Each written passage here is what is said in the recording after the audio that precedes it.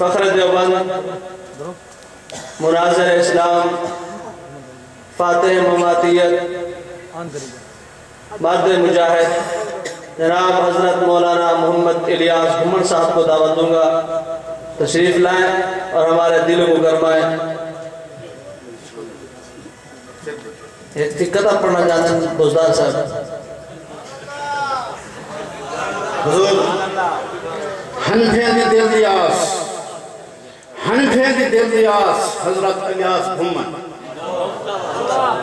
حنفیہ دی دل دیاس حضرت الیاس گھمن، ساری بدھائیے پیاس حضرت الیاس گھمن، منکر حدیث کونتے منکر حیات کون کیتے بہوں اداس حضرت الیاس گھمن، منکر حدیث کونتے منکر حیات کو کیتے بہوں اداس حضرت الیاس گھمن زندہ باد۔ تشریف لاتے ہیں ہمارے دلوں کی دھڑکن وکیل احناف فاتح مماتیت حضرت مولانا محمد الیاس گھمن صاحب۔ نعرہ تکبیر، بلند آواز سے نعرہ تکبیر، شان محمد مصطفیٰ، شان صحابہ، نعرہ تکبیر، عقیدہ حیات النبی، عقیدہ حیات النبی، عقیدہ حیات النبی، نعرہ تکبیر۔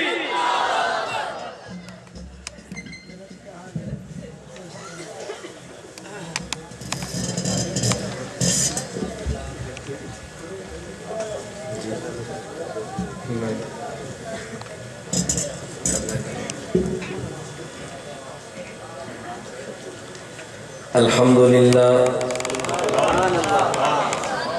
لله نحمده ونستعينه ونستغفره ونؤمن به ونتوكل عليه ونعوذ بالله من شرور أنفسنا ومن سيئات أعمالنا من يهده الله فلا مضل له ومن يضلل فلا هادي له ونشهد أن لا إله إلا الله وحده لا شريك له ونشهد أن سيدنا ومولانا محمدا عبده ورسوله أما بعد فأعوذ بالله من الشيطان الرجيم بسم الله الرحمن الرحيم ولا تقولوا لمن يقتل في سبيل الله أموات بل أحياء ولكن لا تشعرون عن أبي الدرداء رضي الله عنه قال قال النبي صلى الله عليه وسلم إن الله حرم على الأرض أن تأكل أجساد الأنبياء فنبي الله حي يرزق عن أنس بن مالك رضي الله عنه قال قال النبي صلى الله عليه وسلم الأنبياء أحياء في قبورهم يصلون سبحان الله عن أنس بن مالك رضي الله عنه قال قال النبي صلى الله عليه وسلم مررت على موسى ليلة أسري بي عند الكثيب الأحمر رأيته وهو قائم يصلي عن عبد الله بن مسعود رضي الله عنه قال قال النبي صلى الله عليه وسلم إن لله ملائكة سياحين في الأرض يبلغوني من أمة السلام عن أبي هريرة رضي الله عنه قال قال النبي صلى الله عليه وسلم من صلى علي عند قبري سمعته ومن صلى علي من بعيد علمته عن أبي هريرة رضي الله تعالى عنه قال قال النبي صلى الله عليه وسلم ثم لئن قام على قبري فقال يا محمد لأجيبنه. عن أبي هريرة رضي الله عنه قال قال النبي صلى الله عليه وسلم ما من أحد يسلم علي إلا رد الله علي روحي فأرد عليه السلام. يا رب صل وسلم دائما أبدا على حبيبك خير الخلق كلهم هو الحبيب الذي ترجى شفاعته لكل هول من الأهوال مقتحم. اللهم صل على محمد وعلى آل محمد كما صليت على إبراهيم وعلى آل إبراهيم إنك حميد مجيد. اللهم بارك على محمد وعلى آل محمد كما باركت على إبراهيم وعلى آل إبراهيم إنك حميد مجيد.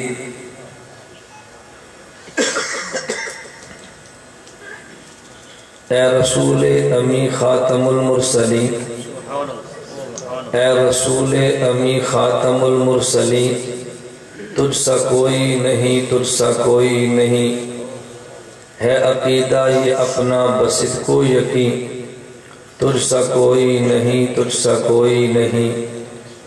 بزم کونین پہلے سجائی گئی، بزم کونین پہلے سجائی گئی، پھر تیری ذات منظر پہ لائی گئی. اے ازل کے حسین، اے ابد کے حسین، تجھ سا کوئی نہیں، تجھ سا کوئی نہیں. دست قدرت نے ایسا بنایا تجھے، دست قدرت نے ایسا بنایا تجھے، جملہ اوصاف سے خود سجایا تجھے. اے سید الاولین سید الآخرین، تجھ سا کوئی نہیں، تجھ سا کوئی نہیں.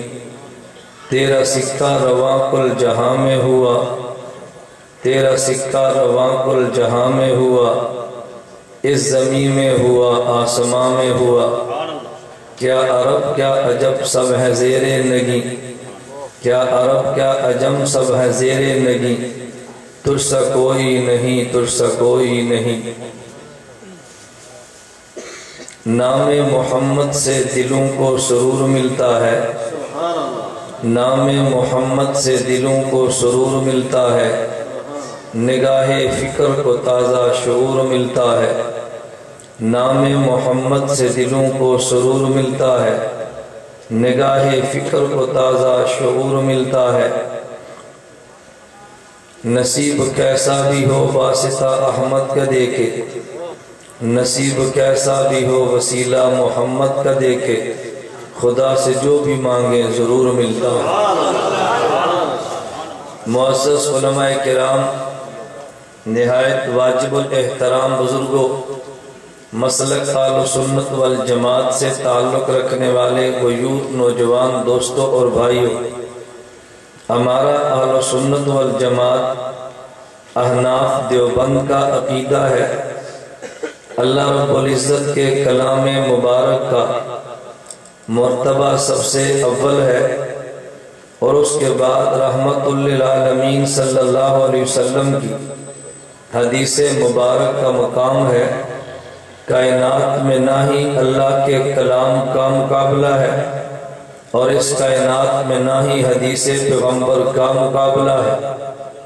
خالق کا کلام خالق والا ہے، مخلوقات میں سے اشرف المخلوقات اور اشرف المخلوقات کے سید کا مقام سادات اور سرداروں والا ہے. ہم اللہ کی ذات کو اگر رب العالمین کہتے ہیں تو اس کے محبوب کو رحمت للعالمین کہتے ہیں. رب العالمین کے کلام میں شان ربوبیت ہے، رحمت للعالمین کے کلام میں شان رحمت ہے.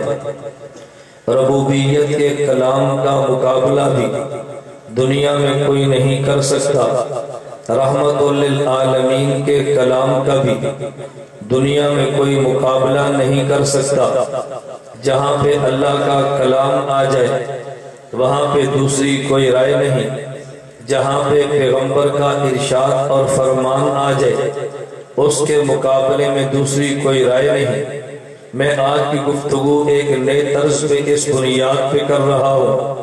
عموماً دھوکہ یہ دیا جاتا ہے کہ اہل احناف یہ پیغمبر کی بات کے مقابلے میں امام کی بات لاتے ہیں۔ عموماً دھوکہ یہ دیا جاتا ہے اہل دیوبند کلام اللہ کے مقابلے میں اکابر کو پیش کرتے ہیں۔ میں عقیدہ حیات النبی صلی اللہ علیہ وسلم کے عنوان پہ آج دو ہی چیزیں آپ کی خدمت میں پیش کروں گا۔ ان میں ایک چیز کا نام کلام رب العالمین ہے اور ان میں دوسری چیز کا نام کلام رحمت للعالمین ہے۔ ایک کا کلام رب العالمین والا اور ایک کا کلام رحمت للعالمین والا۔ میں رب العالمین کا کلام پڑھ کے اس کے عقیدہ حیات النبی پہ دلائل لاؤں گا اور پھر رحمت للعالمین کا کلام پیش کر کے اس پہ ارشادات پیغمبر لاؤں گا۔ اور میں چیلنج اور تحدی کی بات نہیں کرتا، لیکن اتنی بات ضرور کرتا ہوں، اگر اس کے مد مقابل قرآن کی آیت ہو تو مجھے پیش کر دے، اگر پیغمبر کی حدیث موجود ہو تو مجھے پیش کر دے۔ عقیدہ حیات النبی صلی اللہ علیہ وسلم کے عنوان پہ ہم نے جتنے اجزاء پیش کیے ہیں، میں آج علماء کی موجودگی میں ان میں ایک ایک جز پہ الگ الگ حدیث لاؤں گا تاکہ پتہ چلے کلام رب العالمین کس کے پاس ہے، کلام رحمت للعالمین کس کے پاس ہے۔ میں بد زبانی نہیں کرتا، میں تجھے گالی گلوچ سے نہیں نوازتا، تیری گالی کے جواب میں دلیل دیتا ہوں، میری دلیل کے مقابلے میں دلیل لا۔ میں نے اس لیے قرآن کی آیت ایک پڑھی ہے، ارشادات پیغمبر میں سے روایات میں نے 8 پڑھی ہے۔ میں نے کسی امام کا قول نہیں پیش کیا، اگرچہ میں اپنے امام کے قول کو دلیل سمجھتا ہوں، اپنے امام کے قول کو حجت سمجھتا ہوں، اپنے امام کے قول کو شریعت سمجھ کے قبول کرتا ہوں، اس لیے کہ میرا امام مجتہد ہے اور مجتہد کی رائے دین ہے۔ یہ بات اللہ کے کلام میں بھی ہے، یہ بات پیغمبر کے ارشاد میں بھی ہے، لیکن آج میں نے گفتگو کا طرز وہ اختیار کیا ہے جو تیرے دیے ہوئے ذوق کے مطابق ہے اور مخالف کے دیے ہوئے ذوق کے مطابق ہے۔ عموماً پروپیگنڈا یہ کیا جاتا ہے، اپنے عقیدے پہ قرآن پیش نہیں کرتے، اپنے عقیدے پہ حدیث پیغمبر پیش نہیں کرتے۔ میں نے قرآن کریم کی ایک آیت پڑھی ہے، ارشادات پیغمبر میں سے 8 احادیث پڑھی ہیں۔ میں ان احادیث کی روشنی میں بات سمجھانے سے قبل بطور تمہید کے ایک بات کہنا چاہتا ہوں۔ آپ میرے دلائل پہ توجہ رکھیں گے، میں انشاءاللہ اپنے دلائل آپ کو سمجھا کے اٹھوں گا اور دلائل کی روشنی میں عقیدہ تیرے دل و دماغ میں اتاروں گا انشاءاللہ۔ اگر ضد اور حسد نہ ہوا، اگر بغض اور کینہ نہ ہوا تو میرا مخالف بھی کہے گا احناف کے وکیل نے وکالت کی ہے اور اپنے دلائل کو تحدی کے ساتھ پیش کیا ہے۔ میں کہتا ہوں ایک طرف قرآن ہے، ایک طرف حدیث ہے۔ پہلے اس بات کو سمجھ لے قرآن کسے کہتے ہیں، اس بات کو سمجھ حدیث کسے کہتے ہیں۔ اگر قرآن کا معنی ہی نہیں آتا تو قرآن سے استدلال کیسا، اگر حدیث کا معنی ہی نہیں آتا تو پھر حدیث سے استدلال کیسا۔ میں کہتا ہوں ایک لفظ قرآن ہے، ایک لفظ حدیث ہے۔ میں جو کہ دیہات کا رہنے والا ایک دیہات کا مولوی ہوں تو میں بات عوام کی سطح کے مطابق کرتا ہوں۔ اتنی آسان بات کروں گا، اتنی آسان لہجے میں دلیل لاؤں گا، اتنے واضح الفاظ میں لاؤں گا۔ اگر ایم اے پاس ہے تو وہ بھی سمجھے گا، اگر ایک دن سکول نہیں گیا تو وہ بھی سمجھے گا۔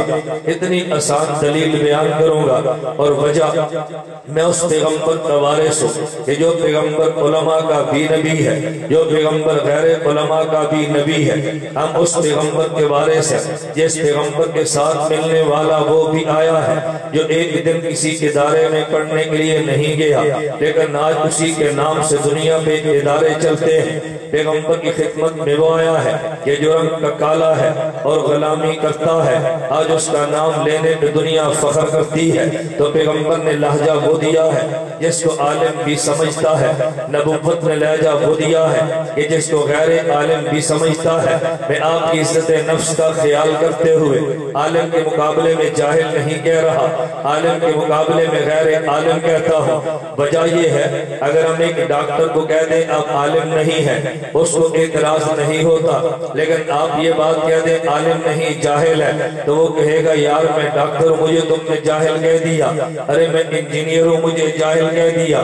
ہم نے عالم کے مقابلے میں جاہل کو نہیں لائے، میں عالم کے مقابلے میں غیر عالم لایا ہوں۔ یہ ڈاکٹر ہوگا میں جاہل تو نہیں کہتا لیکن غیر عالم تو ہے نا، انجینئر کو میں جاہل نہیں کہتا لیکن غیر عالم تو ہے نا، پی ایچ ڈی کرنے والا جاہل نہیں لیکن غیر عالم تو ہے نا۔ میں دلیل وہ دوں گا عالم بھی سمجھے، دلیل وہ دوں گا وہ غیر عالم بھی سمجھے۔ آپ ذرا توجہ میری طرف رکھنا، میں یہ بات اس لیے کہتا ہوں کہ میری نگاہ پورے مجمع پر ہے، بعض وہ بھی آتے ہیں کہ جن سننے کے لیے نہیں آتے، کان میں خسر کے لیے آتے ہیں۔ چلو پورے مجمع میں ایک تو توجہ تو ہٹا لوں نا، وہ سمجھے کہ میں نے اپنا کام پورا کیا ہے۔ کوئی ایک بندہ تو میری محنت سے عقیدہ نہیں سمجھ سکا۔ میں کہتا ہوں ایک لفظ قرآن ہے، ایک لفظ حدیث ہے، میرے الفاظ پہ غور کرنا۔ قرآن کا معنی کیا ہے، حدیث کا معنی کیا ہے، پہلے ان دو کا معنی سمجھنا ہے، پھر تو نے عقیدہ حیات النبی سمجھنا ہے۔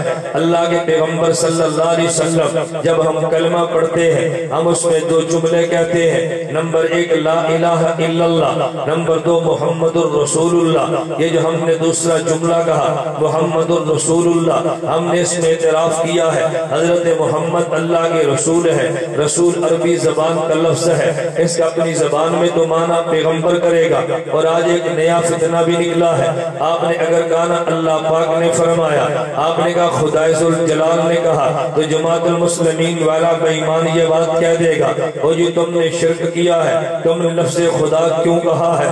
ایک مجھے بدبخت کہنے لگا لفظ خدا نہیں کہنا چاہیے، میں نے کہا لفظ خدا نہ کہنے پہ دلیل کیا ہے، کہتا جی خداوت اس لیے نہ کہو اس لفظ سے شرک کی بو آتی ہے۔ میں نے کہا اگر ناک گندا ہو تو ہمیشہ بو ہی آتی ہے، لیکن اگر آدمی کی صحت ٹھیک ہو تو پھر کبھی خوشبو بھی تو آ جاتی ہے۔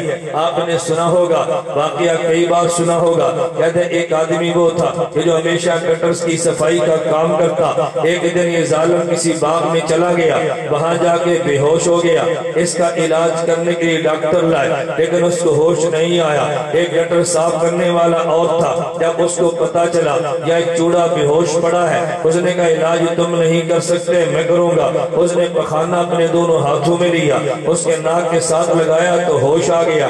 اس نے کہا اس کا علاج پخانہ ہے، اس کا علاج کوئی اور نہیں ہے۔ تو بعضوں کو پخانہ سونگنے کی عادت ہے، وہ ہمیشہ ان کو بدبو میں مزہ آتا ہے، ہر بات کو شرک کہنے میں فخر سمجھتے ہیں۔ اگر آپ نے پیغمبر کی مدح کر دی ہے کہا یہ بھی شرک ہے، اگر پیغمبر کی تعریف کرتی ہے اس نے کہا یہ بھی شرک ہے۔ میں نے کہا دیوبند والے خدا کی قسم توحید کے نام کے پیغمبر کی توہین بھی نہیں کرتے اور عشق پیغمبر کے نام پہ نبوت کو مقام خدا بھی نہیں دیتے۔ میرے جملے پہ غور کرنا، ہم دیوبند والے توحید کے نام پہ ہم ولایت کی توہین بھی نہیں کرتے، کرامت کا انکار بھی نہیں کرتے، کشف کا انکار بھی نہیں کرتے، نبوت کی توہین بھی نہیں کرتے، لیکن اطاعت پیغمبر کی آڑ میں ہم نبی کو خدا کے برابر بھی نہیں لے جاتے۔ بلکہ دیوبند کا موقف تو یہ ہے، کہا ہے کس نے تاج الاولیاء نہ کہو، کہا ہے کس نے تاج الاولیاء نہ کہو، کہا ہے کس نے سید الانبیاء نہ کہو، کہو سبھی کچھ کہو مگر خدا نہ کہو، کہو سبھی کچھ کہو مگر خدا نہ کہو۔ ہم توحید کی آڑ میں پیغمبر کی توہین بھی نہیں کرتے، جس طرح یہ ملحدین کا شعار ہے، اور ہم اطاعت عشق پیغمبر کی آڑ میں پیغمبر کو مقام خدا بھی نہیں دیتے، جیسے اہل بدعت کا آڑ ہے، ہم الہاد کا بھی انکار کرتے ہیں، ہم بدعت کا بھی انکار کرتے ہیں، خدا کی توحید کا اقرار کرتے ہیں، ہم افراد بھی نہیں کرتے، تفریق بھی نہیں کرتے،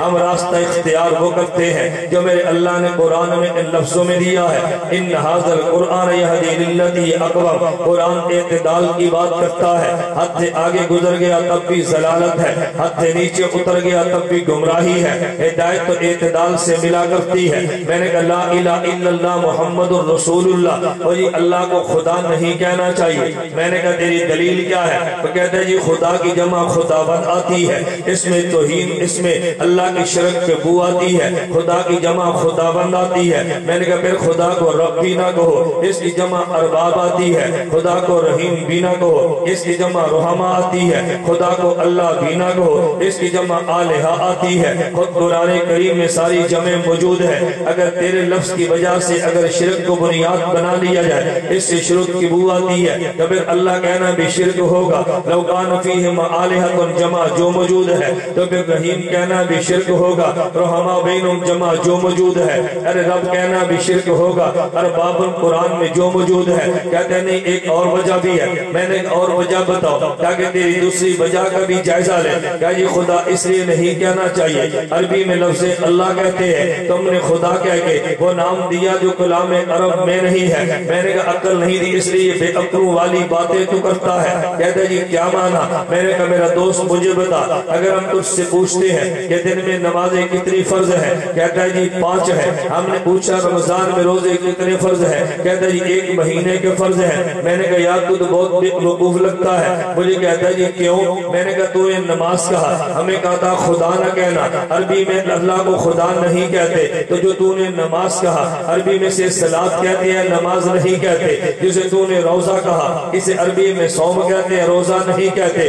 اگر صوم کو روزہ اپنی زبان میں کہنا جائز ہے، اگر صلاۃ کو اپنی زبان میں نماز کہنا جائز ہے، تو پھر اللہ کو بھی اپنی زبان میں خدا کہنا جائز ہے۔ ایک لفظ تو کہہ لے تو ایمان ہے، ہم کہہ لیں تو شرک بنا ہے۔ میاں والی کے عقیدے میں افتتاح بخاری کے لیے گیا، مجھے وہاں پر حافظ جی کے محترم کہنے لگے کہ مولانا آج تھوڑا سا خیال کر کے بیان کرنا۔ میں نے کہا کیا مطلب؟ کہتے ہیں 70% دوسرے عقیدے کے لوگ ہیں۔ میں نے کہا پھر تو عقیدہ کھول کے بیان کرنا چاہیے تاکہ 70% تو عقیدہ سمجھ آئے کہ جی آپ تھوڑا سا خیال کریں۔ میں نے کہا عقیدہ سمجھا دو، دوبارہ شاید کبھی آئیں یا نہ ہے۔ کہتا ہے ہم نے راستہ صاف کیا ہے، آپ ذرا خیال کریں۔ میری عادت ہے میں زبان کا بھی خیال کرتا ہوں۔ میں نے کہا چلیے تمہارا خیال کرتے ہیں، لیکن اگر کہ درمیان میں عقیدہ آ بھی جائے تو آپ نے پریشان نہیں ہونا۔ کہتا ہے آپ یوں سمجھائیں کہ لوگ انکار نہ کریں، مجھے کوئی اعتراض نہیں ہے۔ میں نے پون گھنٹہ افتتاح بخاری کا بیان کیا، میں نے درمیان کا مسئلہ سمجھ آ گیا، لوگوں نے کہا جی سمجھ آ گیا۔ میں نے کہا خدا تم سب کو مدینہ منورہ لے جائے۔ وہ کہنے لگے آمین۔ میں نے کہا تمہاری برکت سے خدا مجھے بھی لے جائے۔ انہوں نے کہا جی آمین۔ میں نے کہا تمہیں شرم کرنی چاہیے، میں نے کہا تمہیں شرم کرنی چاہیے۔ ان کو بڑا تعجب ہوا، ہمیں شرم کرنی چاہیے۔ میں نے کہا میں نے تمہیں کہا خدا تم سب کو مدینہ لے جائے، تم نے کہا آمین۔ میں نے کہا تمہاری برکت سے مجھے لے جائے، تم نے کہا آمین۔ اگر میں کہہ دیتا اللہ ہم سب کو حضور کے وسیلہ سے لے جائے، تم نے کہنا تھا شرک ہے۔ میں نے کہا تمہاری برکت سے لے جائے، تم نے کہا آمین۔ میں نے کہا بدبختو تمہارا وسیلہ جائز ہے، حضور کا جائز نہیں ہے۔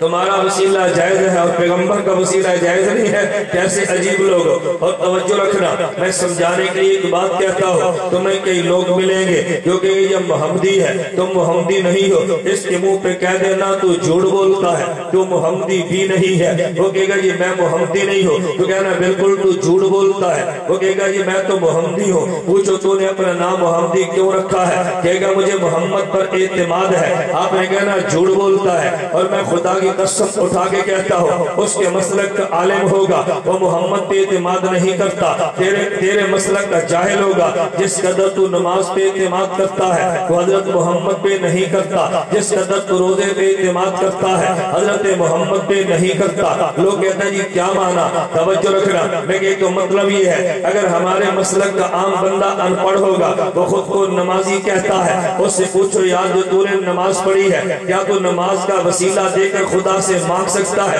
اس نے کہا جی مانگ سکتا ہو. اچھا بتا روزے کا وسیلہ دے کے خدا سے مانگ سکتا ہے؟ کہا جی میں مانگ سکتا ہوں. میں نے کہا پھر میرے مسلک کا نمازی. وہ کہتے ہیں جی میں نمازی ہوں, میں نماز کا وسیلہ دے کے خدا سے دعا مانگ سکتا ہوں. ارے میں روزے دار ہوں, میں روزے کا وسیلہ دے کے دعا مانگ سکتا ہوں. ارے میں نے حج کیا ہے, میں حج کا وسیلہ دے کے مانگ سکتا ہوں. اس محمدی سے کہہ دے حضرت محمد کا وسیلہ دے کے خدا سے مانگ. کہتا ہے نا جی شرک ہے. میں نے کہا تو کیسا محمدی ہے؟ میرے نمازی کو نماز پر اعتماد ہے, میرے روزے دار کو روزے پر اعتماد ہے, میرے حاجی کو حج پر اعتماد ہے. ظالم تجھے محمد پہ اعتماد ہوتا, محمد کا وسیلہ دے لیتا. آدمی جس پر اعتماد کرے اس کا وسیلہ بھی دیتا ہے. تجھے حضور پہ اعتماد نہیں ہے, تو نے کیسے نام محمدی رکھا؟ میرے مسلک والوں کا حق ہے کہ خود کو نمازی بھی کہے محمدی بھی کہے.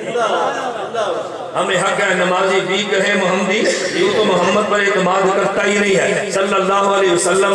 تو نے کیسے خود کو کہہ دیا کہ میں محمدی ہوں؟ میں یہ بات تمہیں اس لیے سمجھاتا ہوں کہ جب تک یہ عشق پیغمبر زندہ نہ ہو کبھی آدمی عقیدہ نہیں سمجھ سکتا. اگر تمہیں میری بات پہ یقین نہ ہے, حضرت مولانا محمد علی جلندری اللہ کی قبر پہ کروڑ رحمت نازل فرمائے, ان کی سوانے پہ کتاب مولانا اسماعیل شجابادی نے لکھی ہے. کتاب کا نام ہے مولانا محمد علی جلندری سانے افکار, صفحہ 319 پہ موجود ہے. مولانا محمد علی جلندری کو مولانا غلام اللہ خان نے راولپنڈی تعلیم القرآن بلایا ہمارے مدرسے میں بیان کے لیے. حضرت نے فرمایا میں تمہارے مدرسے میں نہیں آتا, نہ آنے کی وجہ یہ ہے تم نے مسلک اہل حق کو چھوڑ دیا ہے. اگر میں آؤں گا میں عقیدہ حیات النبی بیان کروں گا, لیکن تمہیں بیان کا نفع نہیں ہوگا, کیونکہ عقیدہ حیات النبی سمجھ آتا ہے یا بصیرت سے یا عقیدت سے. بصیرت تمہارے اندر نہیں, عقیدت تم نے ختم کر دی ہے.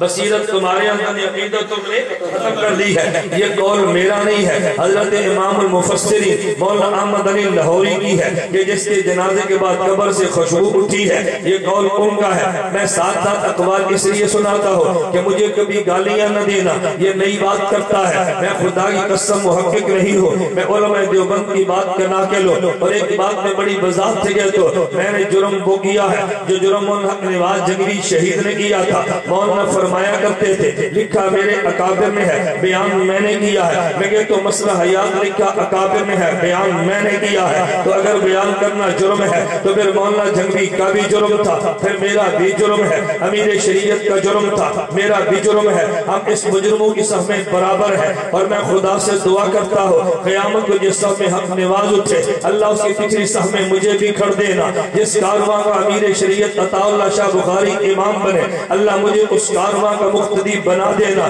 مجھے اس عقیدے پہ ناز ہے, اس صف امامت کے میں قابل نہیں, لیکن اس وقت کی صف اول نہ صحیح صف آخر میں کھڑا ہونا سعادت سمجھتا ہو. میں نے بات اس لیے کی ہے, میں نے دلائل میں قرآن و حدیث لانے ہیں. اگر کوئی قول بزرگ آ جائے تو میں اس لیے پیش کرتا ہوں کہ میری پشت پہ قرآن بھی ہے, میری پشت پہ حدیث پیغمبر بھی ہے, اور میری پشت پہ بحمداللہ ہمارے اکابر کے اقوال و آراء بھی ہے. تو میں یہ بات سمجھا رہا تھا لا الہ الا اللہ محمد رسول اللہ. میری تمہید کو ذرا سمجھنا, ابھی میں تمہید باندھ رہا ہوں. جب تیرے دماغ میں بات آ گئی پھر میں انشاءاللہ دلائل کی بارش برساؤں گا, تو سمجھے گا عقیدہ حیات النبی کے کتنے مضبوط دلائل ہیں کہ جس کا انکار خدا کی قسم وہی بندہ کر سکتا ہے کہ جس کا دل پیغمبر کی محبت سے خالی ہو اور جس کا سر دماغ سے خالی ہو. اگر سر میں دماغ موجود ہو, دل میں عشق پیغمبر ہو, کبھی انکار حیات النبی کا نہیں کر سکتا. اور یہ جملہ جو میں نے کہا ہے پیغمبر کی حیات کا انکار کرنے والا وہی ہوگا جو بد دماغ ہو یا جس کے دل میں عقیدت نہ ہو. یہ بھی جملہ میرا نہیں ہے, آپ اٹھا کے دیکھ لیں. یہ جملہ بھی علامہ شبیر احمد عثمانی نے فتح المنعم میں نقل کیا ہے, مولانا ظفر احمد عثمانی نے الہ السنن میں بیان کیا ہے. یہ بھی جملہ میرا نہیں ہے, میرے اکابر کا جملہ ہے. میں نے آج ڈیرہ غازی خان میں کہا تھا, میں نے کہا جس نے عقیدہ حیات کو چھوڑا ہے وہ گمراہ بھی ہے, اس کے ساتھ تعلق رکھنا بھی ناجائز ہے, اس کے پیچھے نماز بھی جائز نہیں ہے, اس بے ایمان کے پیچھے نماز بھی جائز نہیں ہے, یہ ہے بھی گمراہ, اس کی تقریر بھی سننا ناجائز ہے, اس سے تعلق بھی ناروا ہے. یہ میرا فتویٰ نہیں ہے, حضرت مولانا لدھیانوی شہید کا فتویٰ ہے. آپ کی مسائل کا حل جلد نمبر 10 صفحہ نمبر 719 پر موجود ہے. میں فتویٰ بھی دوں گا تو میرا نہیں ہو, میں رائے بھی دوں گا تو میری نہیں ہوگی, میں دلیل بھی دوں گا تو میری نہیں ہوگی. خیر میں ذرا تمہید سمجھا دو, بات لمبی نہ ہو. لا الہ الا اللہ محمد رسول اللہ, محمد صلی اللہ علیہ وسلم وسلم اللہ کے رسول ہے. میں نے کہا رسول لفظ عربی ہے, اس کو فارسی اردو میں پیغمبر کہتے ہیں. پیغمبر کا معنی یہ ہے ایک پیغام دینے والا ہے, ایک پیغام لے جانے والا ہے. ارے پیغام دینے والا اور ہوتا ہے, پیغام لے جانے والا اور ہوتا ہے. اللہ کے پیغمبر حضرت محمد صلی اللہ علیہ وسلم یہ اللہ کے پیغمبر اللہ کے رسول ہے. خدا سے پیغام لیتے ہیں, اللہ کی مخلوق کو پیغام دیتے ہیں. دنیا میں پیغام دو طریقے پہ چلتا ہے. ایک پیغام کی صورت یہ ہے کہ کبھی پیغام دینے والے کے الفاظ بھی ہوگے, پیغام دینے والے کے مراد بھی ہوگی, اور کبھی پیغام یوں چلتا ہے پیغام لے جانے والے کے الفاظ تو اپنے ہوگے لیکن پیغام دینے والے کی مراد ہوگی. تجھے یوں نہیں سمجھ آنا, میں ایک مثال لے کر بات سمجھاتا ہوں. اگر تمہارے علاقے میں جلسہ ہوا, اشتہار چھپوا کے جلسہ کیا جیسے آج کیا ہے, جلسے کا عنوان بھی لکھ دیا گیا, تاریخ و وقت بھی بتا دیا گیا, مقام جلسہ بتا دیا گیا, آنے والے خطیب کا نام موجود ہے, اس کے القاب بھی درج ہے, اس پیغام میں الفاظ بھی جلسے والوں کے, مراد بھی جلسے والوں کی. لیکن کبھی جلسہ یوں نہیں ہوتا بلکہ جلسہ یوں ہوتا ہے اشتہار چھپوائے بغیر جلسہ ہوتا ہے. ایک امام مسجد نے ائمہ کو جمع کر دیا, کبھی ہمارے شہر میں فلاں تاریخ کو جلسہ ہے تم اعلان کر دو. ایک مولوی صاحب اپنی مسجد میں اعلان کرتے ہیں یا دین کی بات ہوگی, آنے والے فلاں مولانا بیان کریں گے. ایک بندہ کہتا ہے دینی اجتماع ہوگا, پیر طریقت کا بیان ہوگا, ایک کہتا ہے تبلیغی جلسہ ہوگا, مشائخ وقت اس میں بیان کریں گے. اب دیکھو مراد آپ کی ہے, الفاظ اس کے اپنے ہیں. ایک پیغام وہ تھا جو بذریعہ اشتہار دیا ہے اور ایک پیغام وہ تھا جو بغیر اشتہار کے دیا ہے. اگر اشتہار چھپوا کے جلسے کا اعلان کیا, لفظ بھی آپ کے, مراد بھی آپ کی ہے, اور اگر بغیر اشتہار چھپوائے آپ نے اعلان کیا ہے تو لفظ اعلان کرنے والے کے ہے لیکن اس میں مراد آپ کی ہے. اگر یوں نہ سمجھ آئے, میں سے آسان مثال اور دیتا ہوں تم کو کہ یار جلسے کی مثال تو مولویوں کی ہے,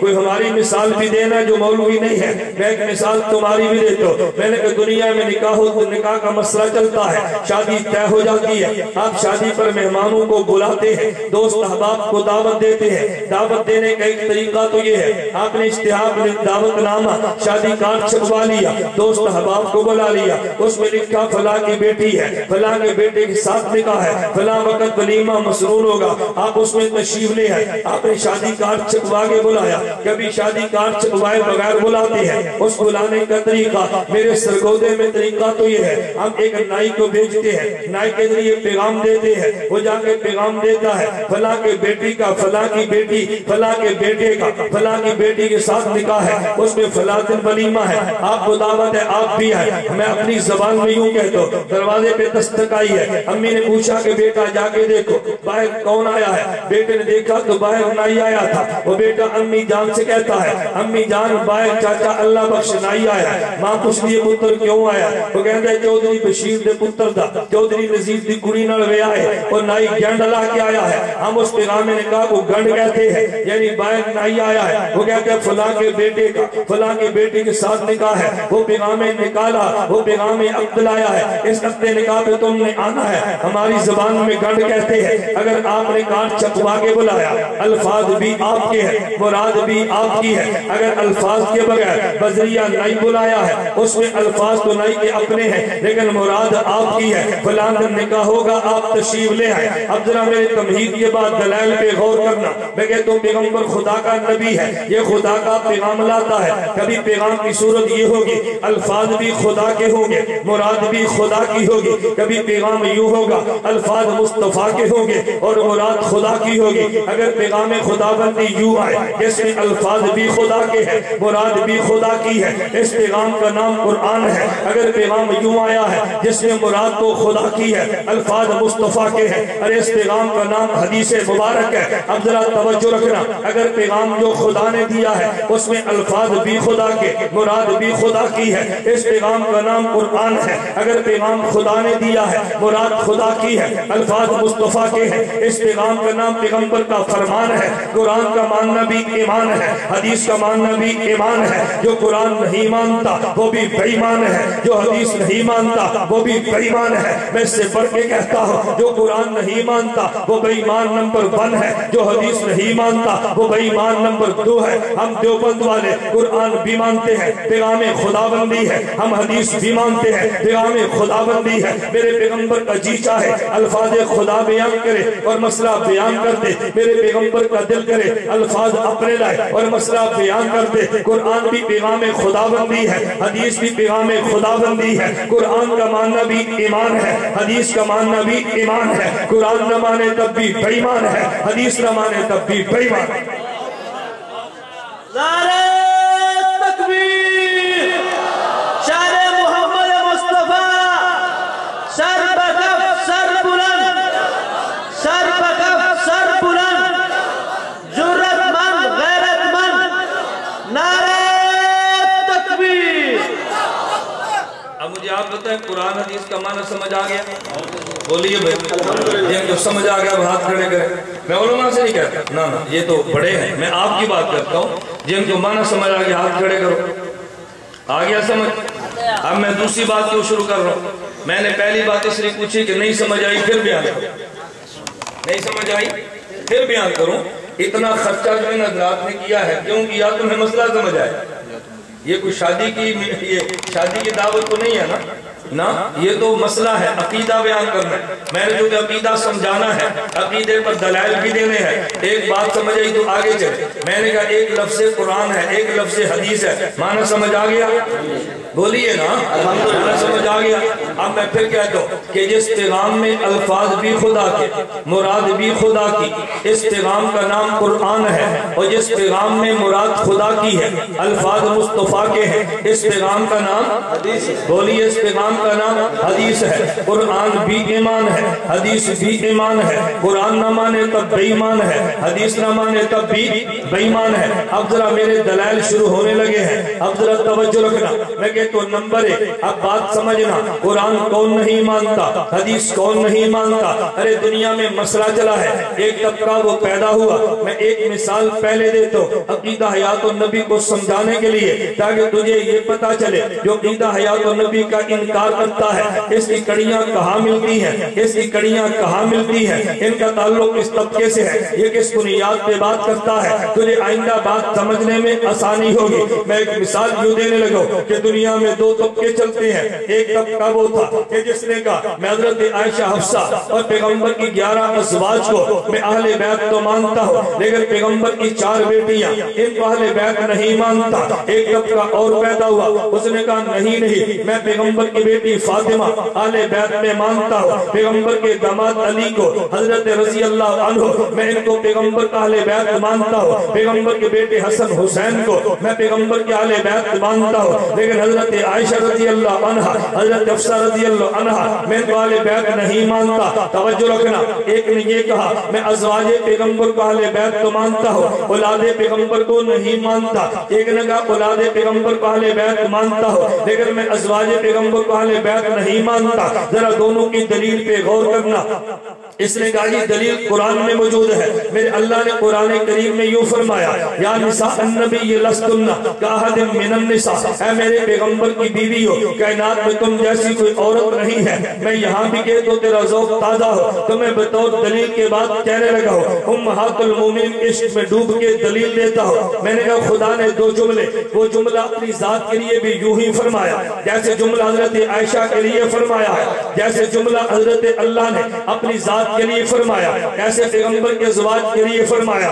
जब खुदा की जात की बारी आई है, फरमाया कुल हुवल्लाहु अहद अल्लाहुस समद लम यलिद व लम यूलद व लम यकुल लहू कुफुवन अहद। खुदा ने पहले लम नफी का लाया है, फिर अहदुन नकरा का लाया है। खुदा जैसा कोई खुदा नहीं है। अज़वाज मुतहरात की बारी आई है, फरमाया या निसा अन्नबी लस्तुन्ना का अहदुन मिनन निसा, लस्तुन्ना नफी लाए हैं, का अहदुन नकरा लाए हैं। फरमाया मुझ जैसा कायनात में इलाह नहीं है, पैगंबर तेरी हरम जैसी कायनात में औरत नहीं है। इस बुनियाद पे मैं कहता हूँ अगर खुदा जैसा इलाह नहीं है, पैगंबर के ज़वाज जैसी दुनिया में औरत नहीं है, तो जिस तरह खुदा से मुनकर से बड़ा कोई बेईमान नहीं है, अज़वाज मुतहरात के इनकार करने वाले से बड़ा कोई बेईमान भी नहीं है। लेकिन एक बात और भी कहता हूँ, अज़वाज मुतहरात का जो मुनकर था, तूने आज तक खुमैनी को समझा है, तूने आज तक नजफी को समझा ہے لیکن تیرے علم میں نہیں تھا. ازواج مطہرات کا منکر وہ بھی ہے جسے احمد سعید چتروڑی کہتے ہیں جو جرم خدا کی قسم غلام حسین نقوی نے کیا ہے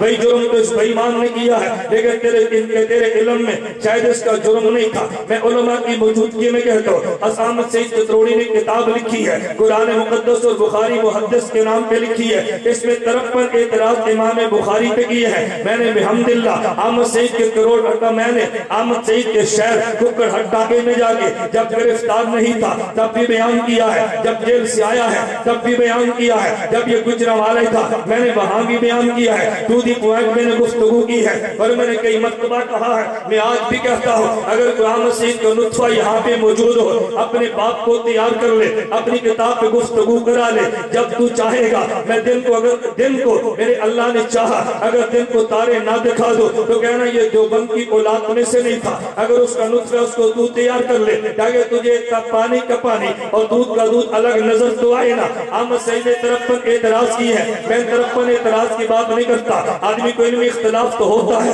احمد سعید کو بھی حق حاصل ہے, اختلاف کرے کون منع کرتا ہے. احمد سعید نے بخاری کے ایک حدیث پہ اعتراض کیا ہے. کہتے ہیں امام بخاری نے کہا اللہ کے پیغمبر کی بیوی حضرت ام المومنین امی عائشہ رضی اللہ عنہا کی عمر 7 سال ہے, پیغمبر سے نکاح ہوا ہے, عمر 9 سال ہے, پیغمبر کے گھر میں بیوی بن کے آئی ہے. کہتے ہیں حدیث غلط ہے. ہم نے کہا غلط ہونے کی وجہ کیا ہے؟ کہتے ہیں قرآن کریم میں ہے فَانْكِحُوا مَا طَابَ لَكُم مِّنَ النِّسَاءِ, تم نے نکاح ان عورتوں سے کرنا ہے کہ جو نساء کی عمر کو پہنچے. اگر تم کہتے ہو 7 سال کی عمر میں نکاح ہوا, اس عمر میں بچی نابالغ ہے, اگر تم نے کہا 9 سال کی عمر میں رخصتی ہوئی, اب یہ تو نابالغ لڑکی ہے, نابالغ لڑکی کو نساء نہیں کہتے. قرآن کریم نے کہا فَانْكِحُوا مَا طَابَ لَكُم مِّنَ النِّسَاءِ, شادی اس سے کرو جو نساء بن جائے, اور جب تک یہ بچی ہو نساء نہیں بنتی, جب بالغ ہو جائے تو نساء بنتی ہے. بخاری کہتا ہے 9 سال کی عمر میں پیغمبر کے نکاح میں آئے ہیں, ابھی تک نساء نہیں بنی. یہ پیغمبر کے نکاح میں مان لے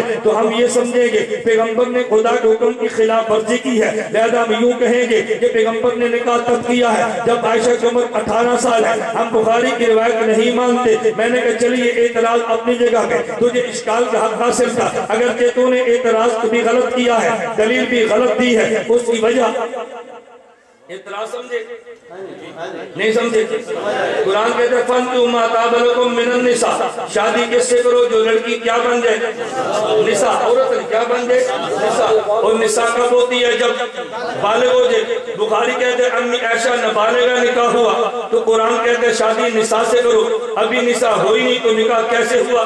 لہذا حدیث آیت کے خلاف ہے. میں نے کہا بدبخت تجھے قرآن پڑھنا بھی نہیں آتا, سمجھنا تو کجا ہے. مراسیوں کی طرح تذر کے اس کو قرآن نہیں کہتے.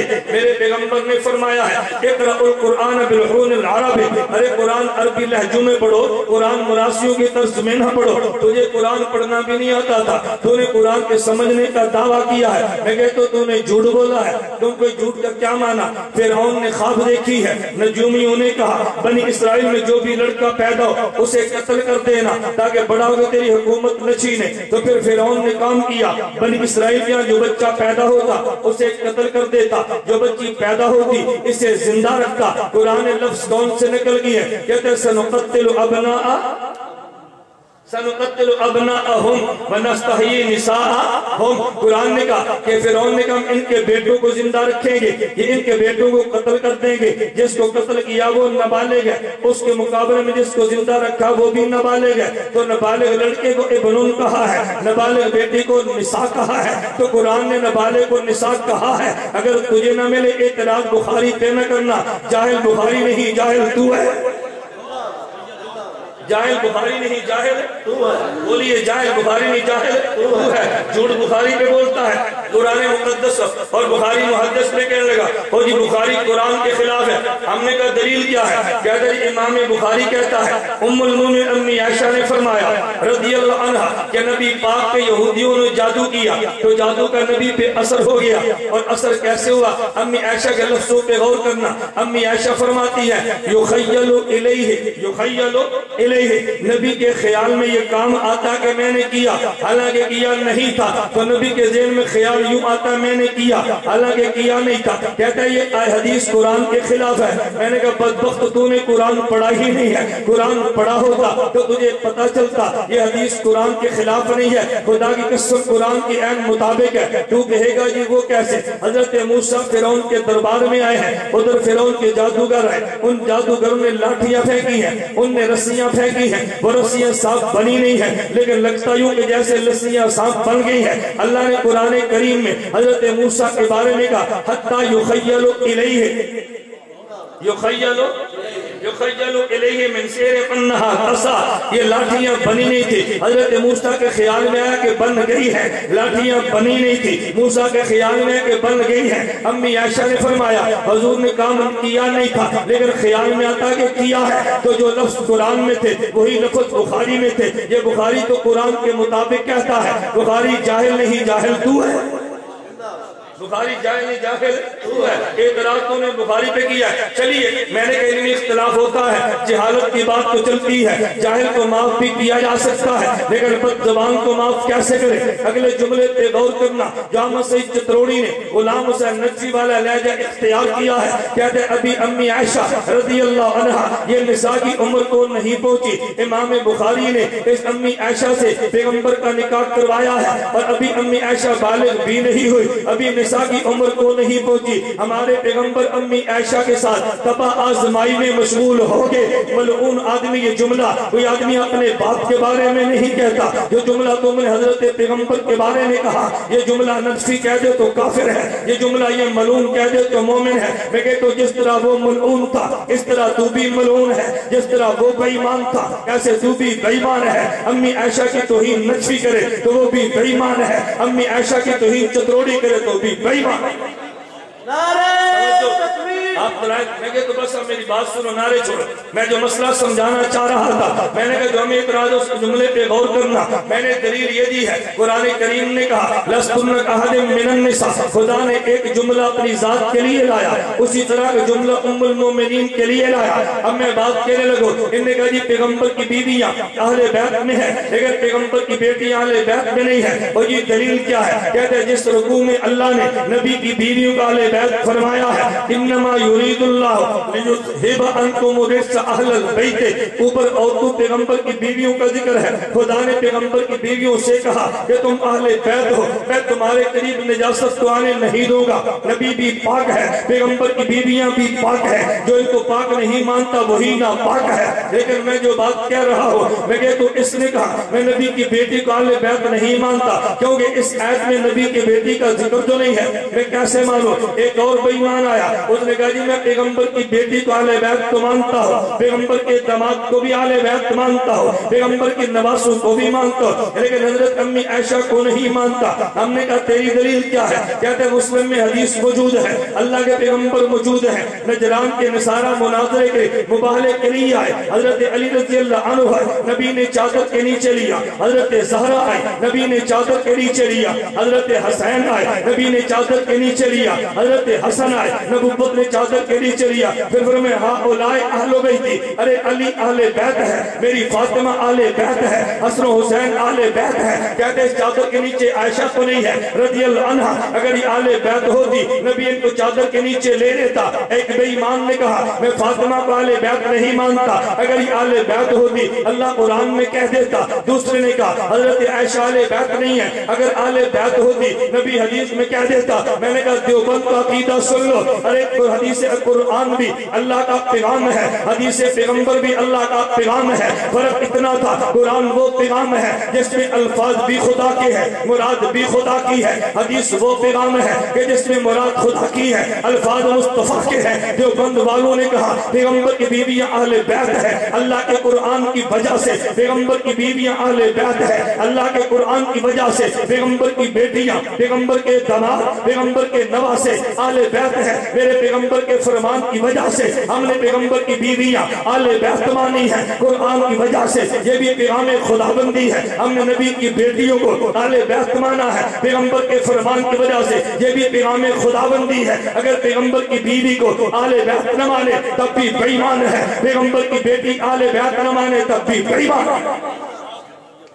پیغمبر کی بیوی کو اہل بیت نہ مانے تو بے ایمان ہے، پیغمبر کی بیٹی کو اہل بیت نہ مانے تو بے ایمان ہے۔ بیوی اہل بیت ہے قرآن کی وجہ سے، اور بیٹی اہل بیت ہے پیغمبر کے فرمان کی وجہ سے۔ میں نے تمہید باندھی ہے، اب میں اس تمہید کے بعد اپنے دلائل کو تھوڑا سا سمجھانے لگا۔ میں نے عرض کیا ذرا بات سمجھنا، اب یہ مسئلہ چل رہا ہے، اور ایک طرف پیغمبر کا وجود ہے، ایک طرف پیغمبر کی روح ہے، ایک طرف شہید کا جسم ہے، ایک طرف شہید کی روح ہے۔ جب آپ نے کہنا ہے اور یہ ہم تو شہید کو زندہ مانتے ہیں، اللہ نے قرآن میں جو کہا ہے لا تقولوا لمن يقتل في سبيل الله اموات بل احياء ولكن لا تشعرون، توجہ رکھنا، اور جو اللہ کے راستے میں قتل کر دیے گئے ان کو تم نے زندہ، ان کو زندہ کہنا ہے، ان کو مردہ نہیں کہنا، لیکن تمہیں شعور جو نہیں ہے۔ اللہ نے قرآن کریم میں فرمایا اور یہ شہید زندہ ہے، یہ کہتا ہے میں بھی زندہ مانتا ہوں۔ میں نے کہا کیسے زندہ مانتا ہے؟ کہتا ہے یہ حدیث پیغمبر میں موجود ہے، یہ بھی صحیح مسلم میں موجود ہے۔ حضرت عبداللہ بن مسعود رضی اللہ عنہ فرماتے ہیں ہم نے پیغمبر پاک سے پوچھا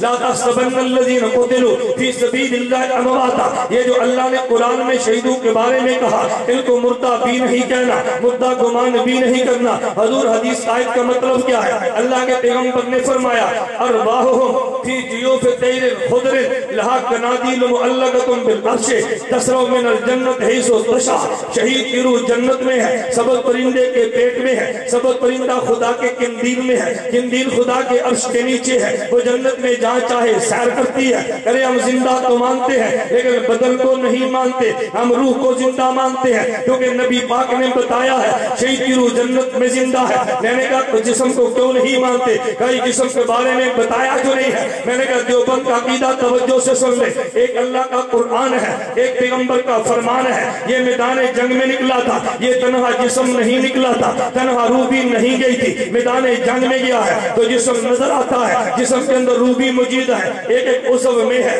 ایک ایک انگ میں ہے، جہاں سے روح نکل جائے وہ جسم مردہ بن جاتا ہے۔ ارے بدن بھی گیا ہے اور یہ روح بھی گئی ہے، یہ دونوں چل رہے تھے۔ اسی بات کو سمجھانے کے لیے حضرت امام المحدثین حجت اللہ فی الارض حضرت شیخ حضرت شاہ علامہ انور شاہ کشمیری یوں مثال لے کے بات سمجھایا کرتے تھے۔ علامہ انور شاہ کشمیری نے کہا اگر یہ دونوں گناہ کرتے ہیں عذاب جسم و روح دونوں کو ملتا ہے، اگر دونوں نیکیاں کرتے ہیں تو راحت جسم و روح دونوں کو ملتی ہے۔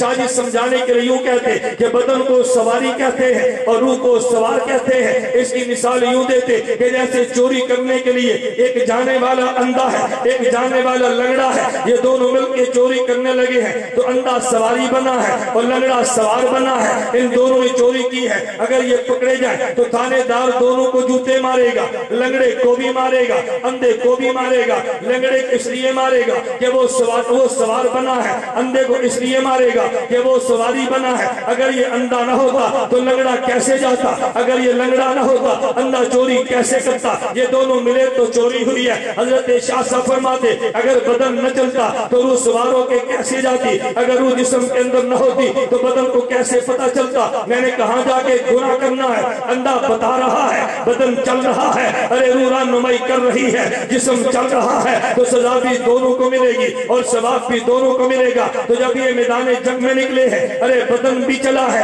لیکن سواری بن کے چلا ہے اور روح بھی گئی ہے، سوار بن کے گئی ہے، میدان جنگ میں گیا، دشمن کی تلوار ہی تو قتل ہو گیا، ارے دشمن کی تلوار ہی قتل ہو گیا، نیزہ لگا تو قتل ہوا ہے، ارے جب یہ قتل ہو گیا یہ کٹ کے گرا ہے تو کٹنے والا بدن ہے، یہ روح تو نہیں کٹی نا، یہ بدن نظر آ رہا تھا، روح نظر نہیں آ رہی تھی، یہ بدن کٹا پڑا ہے۔ تو مومن نے کہا اللہ جو تیرے راستے میں قتل ہوتا ہے اس کا اعزاز کیا ہے؟ فرمایا لا تقولوا لمن یقتل، یہ جو قتل ہوا ہے، یہ جو کٹا ہے، جسم کے ٹکڑے ہوئے ہیں، جس کو الگ الگ کیا گیا ہے، کہ جس پہ گولی چلی ہے، جس پہ تلوار چلی ہے، جس پہ نیزہ لگا ہے، ارے جس کو ٹینک سے اڑایا گیا ہے، یہ ٹکڑنے والا تو جسم تھا، اس کو تم نے مردہ نہیں کہنا، یہ تو زندہ ہے۔ اللہ عجیب بات ہے، ہمیں جو جسم مردہ نظر آ رہا تھا اس کو تو نے زندہ کہا، لیکن روح تو نظر آتی ہی نہیں ہے۔ بندے کے ذہن میں سوال آتا تھا اللہ تو نے بدن کو زندہ تو کہہ دیا، ہمیں نہیں سمجھ آیا، ہم نے تب بھی مانا ہے لیکن روح کا کیا بنے گا؟ میرے اللہ نے قرآن میں اعلان کیا ہے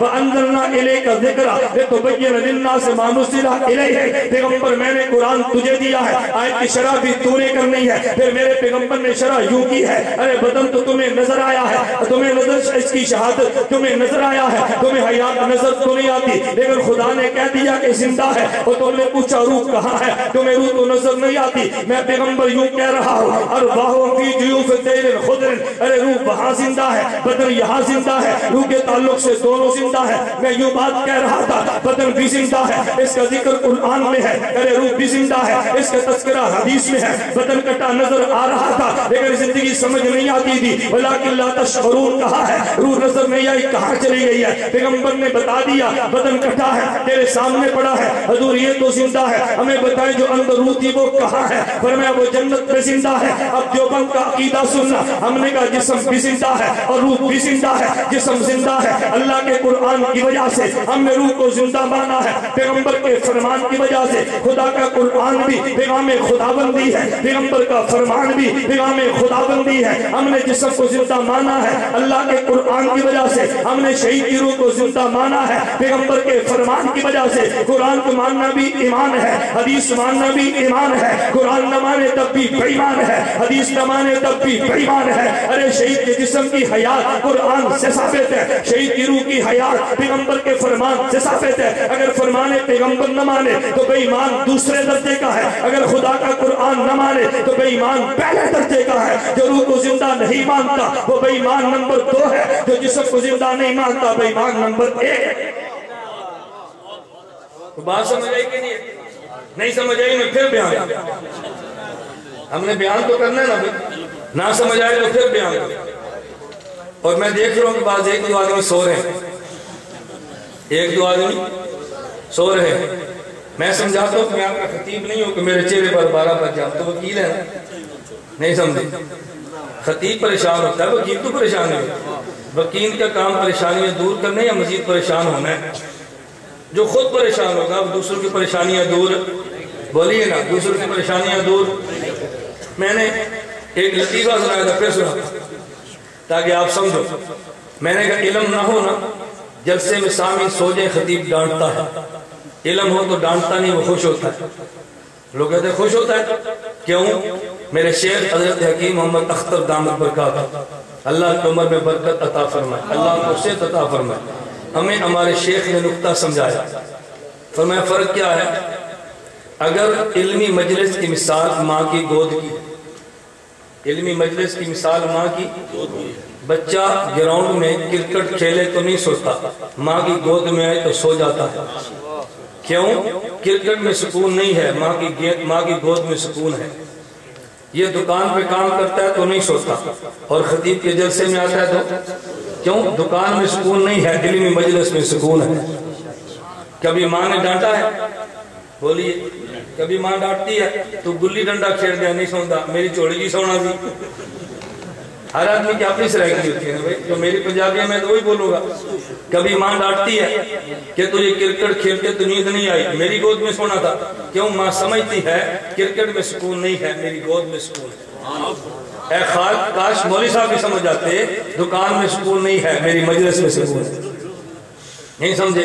वो क्यों डांटा? मैंने अहमद शेख की तकरीर सुनी है, और बेईमान के बयान में रो गया, कहते इस बुढ़े की खुत्ती मार। मैंने कहा ये भी अनपढ़ है, ये अनपढ़ है, खुत्ती मार। कहते इस बुढ़े की खुत्ती मार। अब उसने क्यों कहता मार? वकील नहीं है ना, आलिम नहीं है। अगर ये आलिम होता तो ऐसी जाहिल वाली बातें क्यों करता? तो बात समझ आइए। मैं अगली जुमला कहता, अगला जुमला मैं हज़रत शेख की खिदमत में अर्ज़ किया, मैं आपके जुमले पर हाशिया चढ़ा के बात करता हूँ। माँ की गोद में आके बेटा सो जाए, माँ डांटती तो नहीं है, लेकिन माँ बेटे को जुमला कहती है कि बेटा उठ जा, दूध पी ले, फिर सो जाना। नहीं कहती दूध पी ले? हमारी माँ तो नहीं है, लेकिन हम रात के 3 बजे जाए तो बेगम दूध जरूर देती। क्यों?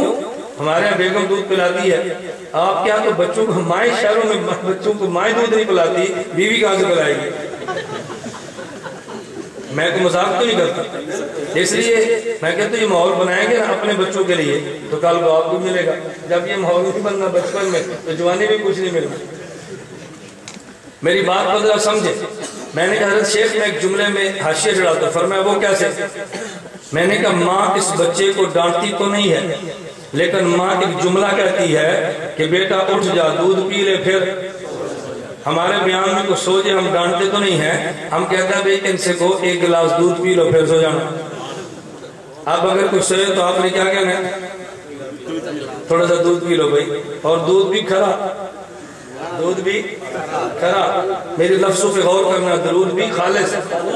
جس نے کبھی خالص دودھ نہ پیا ہو اور پہلی بار پیے تو پیٹ میں گڑگڑ ہوتی ہے نا، اور جب کبھی خالص مسئلہ نہ سنا ہو پہلی بار سنے تو منہ میں بڑبڑ تو ہوتی ہے۔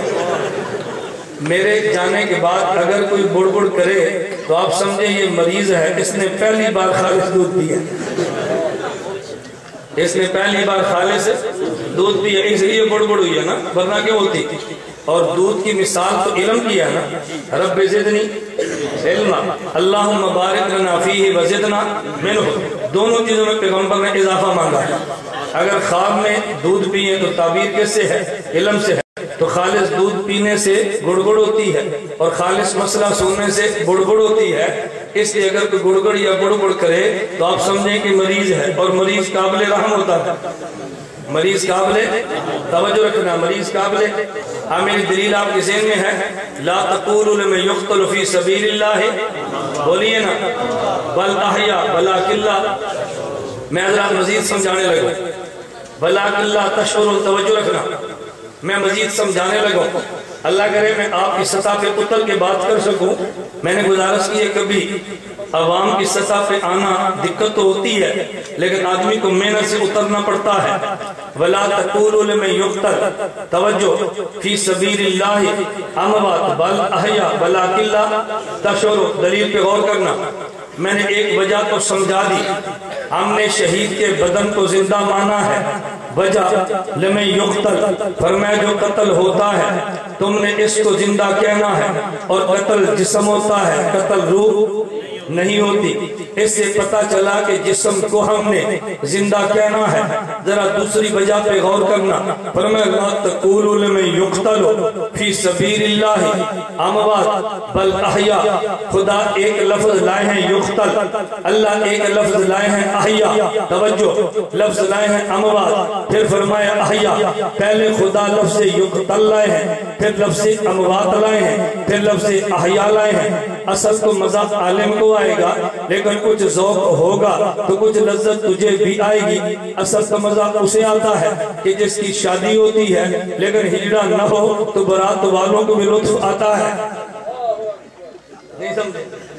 کوئی شادی پر اثر مزہ کسے آتا ہے؟ بولیے نا، میں کوئی غلط بات کہہ رہا ہوں؟ میں لطیفہ گو قصہ کو مولوی نہیں ہوں، لیکن میں پہلے میں نے کہا تھا نا کہ میں سادہ اتنی بات کہتا ہوں کہ آپ زبان میں بات سمجھیں۔ جب شادی ہو، اصل لطف شادی کا کسی آتا ہے؟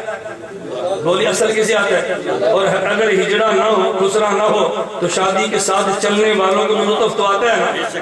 اصل تو میری دلیل پہ مزہ آئے گا علماء کو، لیکن جو عالم نہیں ہے اس کو علماء کی برات میں شرکت کی وجہ سے کچھ لطف تو آئے گا انشاءاللہ، توجہ، کچھ لطف تو آئے گا۔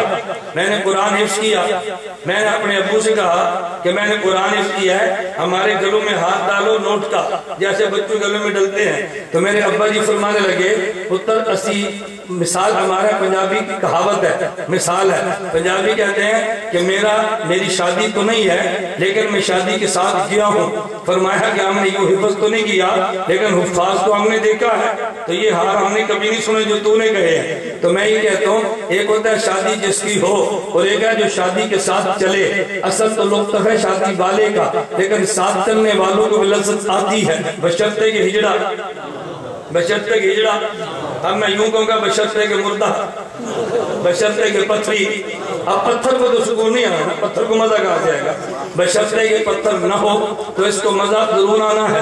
توجہ، مجھے کل میرا ایک شاگرد ہے ڈیرہ غازی خان، اس نے مجھے ایک بات کی، صدیق اس کا نام ہے، مجھے کہتا ہے یہ عبدالرحیم نظامی ہے ڈیرہ غازی خان میں، کہتا ہے اچانک ہماری ملاقات ہوگی تو مجھے وہ کہتا ہے دیکھ میں پتھری ہوں، کیا کہتا ہے؟ میں پتھری ہوں۔ تو میرے شاگرد صدیق نے کہا وہ جی آپ پتھری ہیں، پتھروں نے تو عیب ہے، کہتا ہے نا میں پتھری کا مطلب پتھر کی طرح عقیدے میں سخت ہوں۔ میرے شاگرد نے کہا کہ پتھر ٹوٹ جاتا ہے جب اوپر لوہا لگتا ہے، پتھر ٹوٹ جاتا ہے جب لوہا۔ اس نے کہا تو نے کہاں پڑھا ہے؟ اس نے کہا میں مولانا گھمر سے پڑھ کر میں نے کہا اس پتھر میں ٹوٹنا ہے، شکر ہے تو نے لوہا نہیں کہا پتھر کا۔ میں نے کہا اگر وہ لوہا کہتا تو پھر کہتے آپ بتائیں۔ میں نے کہا تو نے کہنا تھا جب تپش دے تو لوہا پگھل جاتا ہے، جو کہتا جائے گا ہم توڑتے جائیں گے، اس سے فرق نہیں پڑتا۔ توجہ رکھنا، لا تقولوا لمن يقتل في سبيل الله اموات بل احیاء، فرمایا ایک میں یقتل ہے، اسے اموات نہیں کہنا، اسے احیاء کہنا ہے۔ توجہ، مفسرین نے لکھا ہے اصل عبارت یوں ہے، لا تقولوا لمن يقتل في سبيل الله هم اموات بل هم احیاء۔ ایک لفظ یقتل ہے، ایک ہم اموات ہے، ایک لفظ یقتل ہے، ایک لفظ احیاء ہے۔ ارے جو یقتل ہے یہ فعل ہے اور اموات جو ہے یہ اسم ہے۔ لمن یقتل، یقتل جملہ فعلیہ ہے، احیاء اور اموات جملہ اسمیہ ہے۔ ہم احیاء ہم اموات، مفسرین نے لکھا ہے کہ فعل میں تجدد ہوتا ہے۔ کیا معنی؟ فعل ہوتا ہے تو ختم ہو جاتا ہے، جملے اسمیہ میں دوام ہوتا ہے جس میں تسلسل ہو، لفظ اسمی لاتے ہیں، اور جہاں دوام نہ ہو وہاں جملہ فعلیہ لاتے ہیں۔ کیا مطلب؟ یہ قتل ہوا، موت آئی اور ختم ہو جانا ہے۔ فرمایا دیکھو یقتل تو ہے، قتل تو ہوا ہے، لیکن قتل ہونے کی مدت تھوڑی ہے، اس کو قتل کے بعد موت نہیں ہے۔ اموات نہیں کہنا، اگر اموات ہوگا تو موت میں تسلسل ہوگا، یقتل میں تسلسل نہیں ہے لیکن احیاء میں تسلسل ہے۔ فرمایا میں یقتل تو ہے، یہ قتل تو ہوا ہے لیکن اموات نہیں ہے۔ اگر یقتل کے بعد میت ہوتا تو پھر کہتے کہ موت میں دوام ہے۔ فرمایا نانا یہ یقتل بھی ہے لیکن اموات نہیں احیاء ہے۔ جب خدا نے یقتل کہا تو پھر فرمایا کہ قتل آیا ہے، ہم اموات کی نفی کی ہے، ہم احیاء کا اثبات کیا ہے۔ فرمایا اس کے قتل تھوڑی دیر کے لیے ہوا لیکن اس کی موت میں دوام نہیں ہے، موت میں استمرار نہیں ہے بلکہ حیات میں استمرار ہے۔ جس بدن پہ تھوڑی دیر کے لیے موت آئی ہے اسی بدن کو الگ دوام حیات ملی ہے۔ اور یہ مسئلہ تو پیغمبر کے بعد، پیغمبر سے پہلے یہ شہید کا تھا۔ میں ایک جملہ اور کہہ دوں تاکہ اس کے بعد میں اگلی بات کہتا ہوں۔ خدا نے دوسری آیت میں فرمایا لا تحسبن الذین قتلوا فی سبیل اللہ امواتا۔ آگے اللہ رب العزت نے فرمایا کہ جو خدا کے راستے میں قتل ہو جاتے ہیں ان کی تمنا رہتی ہے اللہ جو پیچھے والے ہیں ہمیں ان کے بارے میں بھی بتا دینا، خدا ان کا حال کیسا ہے۔ فرمایا فرحینا، وہ لوگ خوش ہوتے ہیں۔ آگے اللہ لفظ استعمال کیا، فرمایا وہ خوش بھی ہوتے ہیں اور استبشار کا لفظ لائے ہیں، ان کو بشارت بھی ملتی ہے۔ توجہ رکھنا، یہ جو لفظ استبشار ہے یہ لفظ بشرا سے بنا ہے، اور بشرا اس کھال کو کہتے ہیں جو بدن کی ہوتی ہے، اس لیے بدن کو بشر کہتے ہیں۔ بشر کیوں کہتے ہیں؟ اس کے بدن پہ کھال موجود ہے۔ قرآن کا لباحت للبشر، ارے جہنم کی آگ ہے جو تیری کھال کو ادیڑ کے رکھ دے گی۔ ارے کھال بدن پہ ہوتی ہے، کھال روح پہ نہیں ہوتی۔ مفسرین نے لکھا ہے یستبشرون کا لفظ بتاتا ہے کہ بعد والوں کو جو بشارت ملتی ہے بشارت بدن کو ملتی ہے۔ لفظ بشرا جو موجود ہے، لفظ بشر جو موجود ہے، جس طرح بشر جسد انسانی کو کہتے ہیں تو بشرا جسد انسانی کی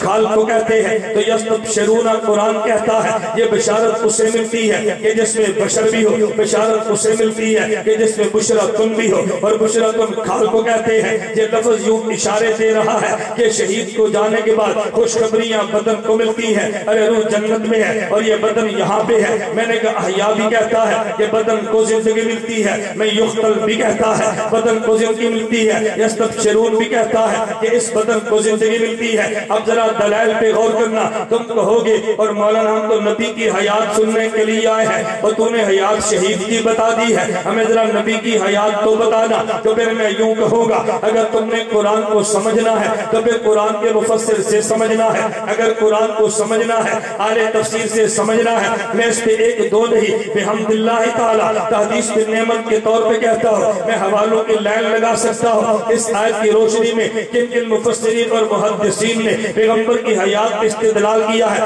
ذرا ایک تو حوالوں پہ توجہ رکھنا، حضرت علامہ مفتی بغداد علامہ علوسی رحمت اللہ علیہ روح المعانی میں لکھتے ہیں، فرماتے ہیں وحیہ، توجہ وحیہ فوق حیات الشہید وحیہ فوق حیات الشہداء بکثیر وحیات النبینا صلی اللہ علیہ وسلم اکمل من حیات سائرہ. فرمائے یہ آیت بتا رہی ہے اگرچہ شہید کو حیاتت ملی ہے لیکن اس سے زیادہ پیغمبر کو ملی ہے، کیونکہ شہید کو مقام تو پیغمبر کی وجہ سے ملا ہے. علامہ سمہودی نے وفاء والوفا باخبار دار المصطفیٰ میں لکھا ہے بلا شک فی حیاتی صلی اللہ علیہ وسلم بعد وفاتہ وکذالک سائر الانبیاء علیہم السلام احیاء فی قبورہم حیاتا اکمل من حیات الشہداء التي اخبر اللہ بہا فی کتابہ العزیز. فرمائے شہید کو حیات ملی ہے، نبی کو حیات اس سے بڑھ کے ملتی ہے. میں کہتا ہوں ہاں علامہ ابن حجر اسقلانی رحمۃ اللہ نے اسی آیت کی روشنی میں فتح الباری شرح بخاری میں لکھا ہے.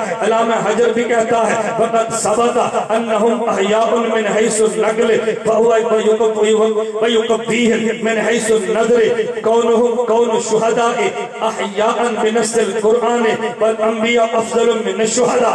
ارے نبی شہید سے اعلیٰ ہے تو نبی کو بھی تو شہادت ملی ہے.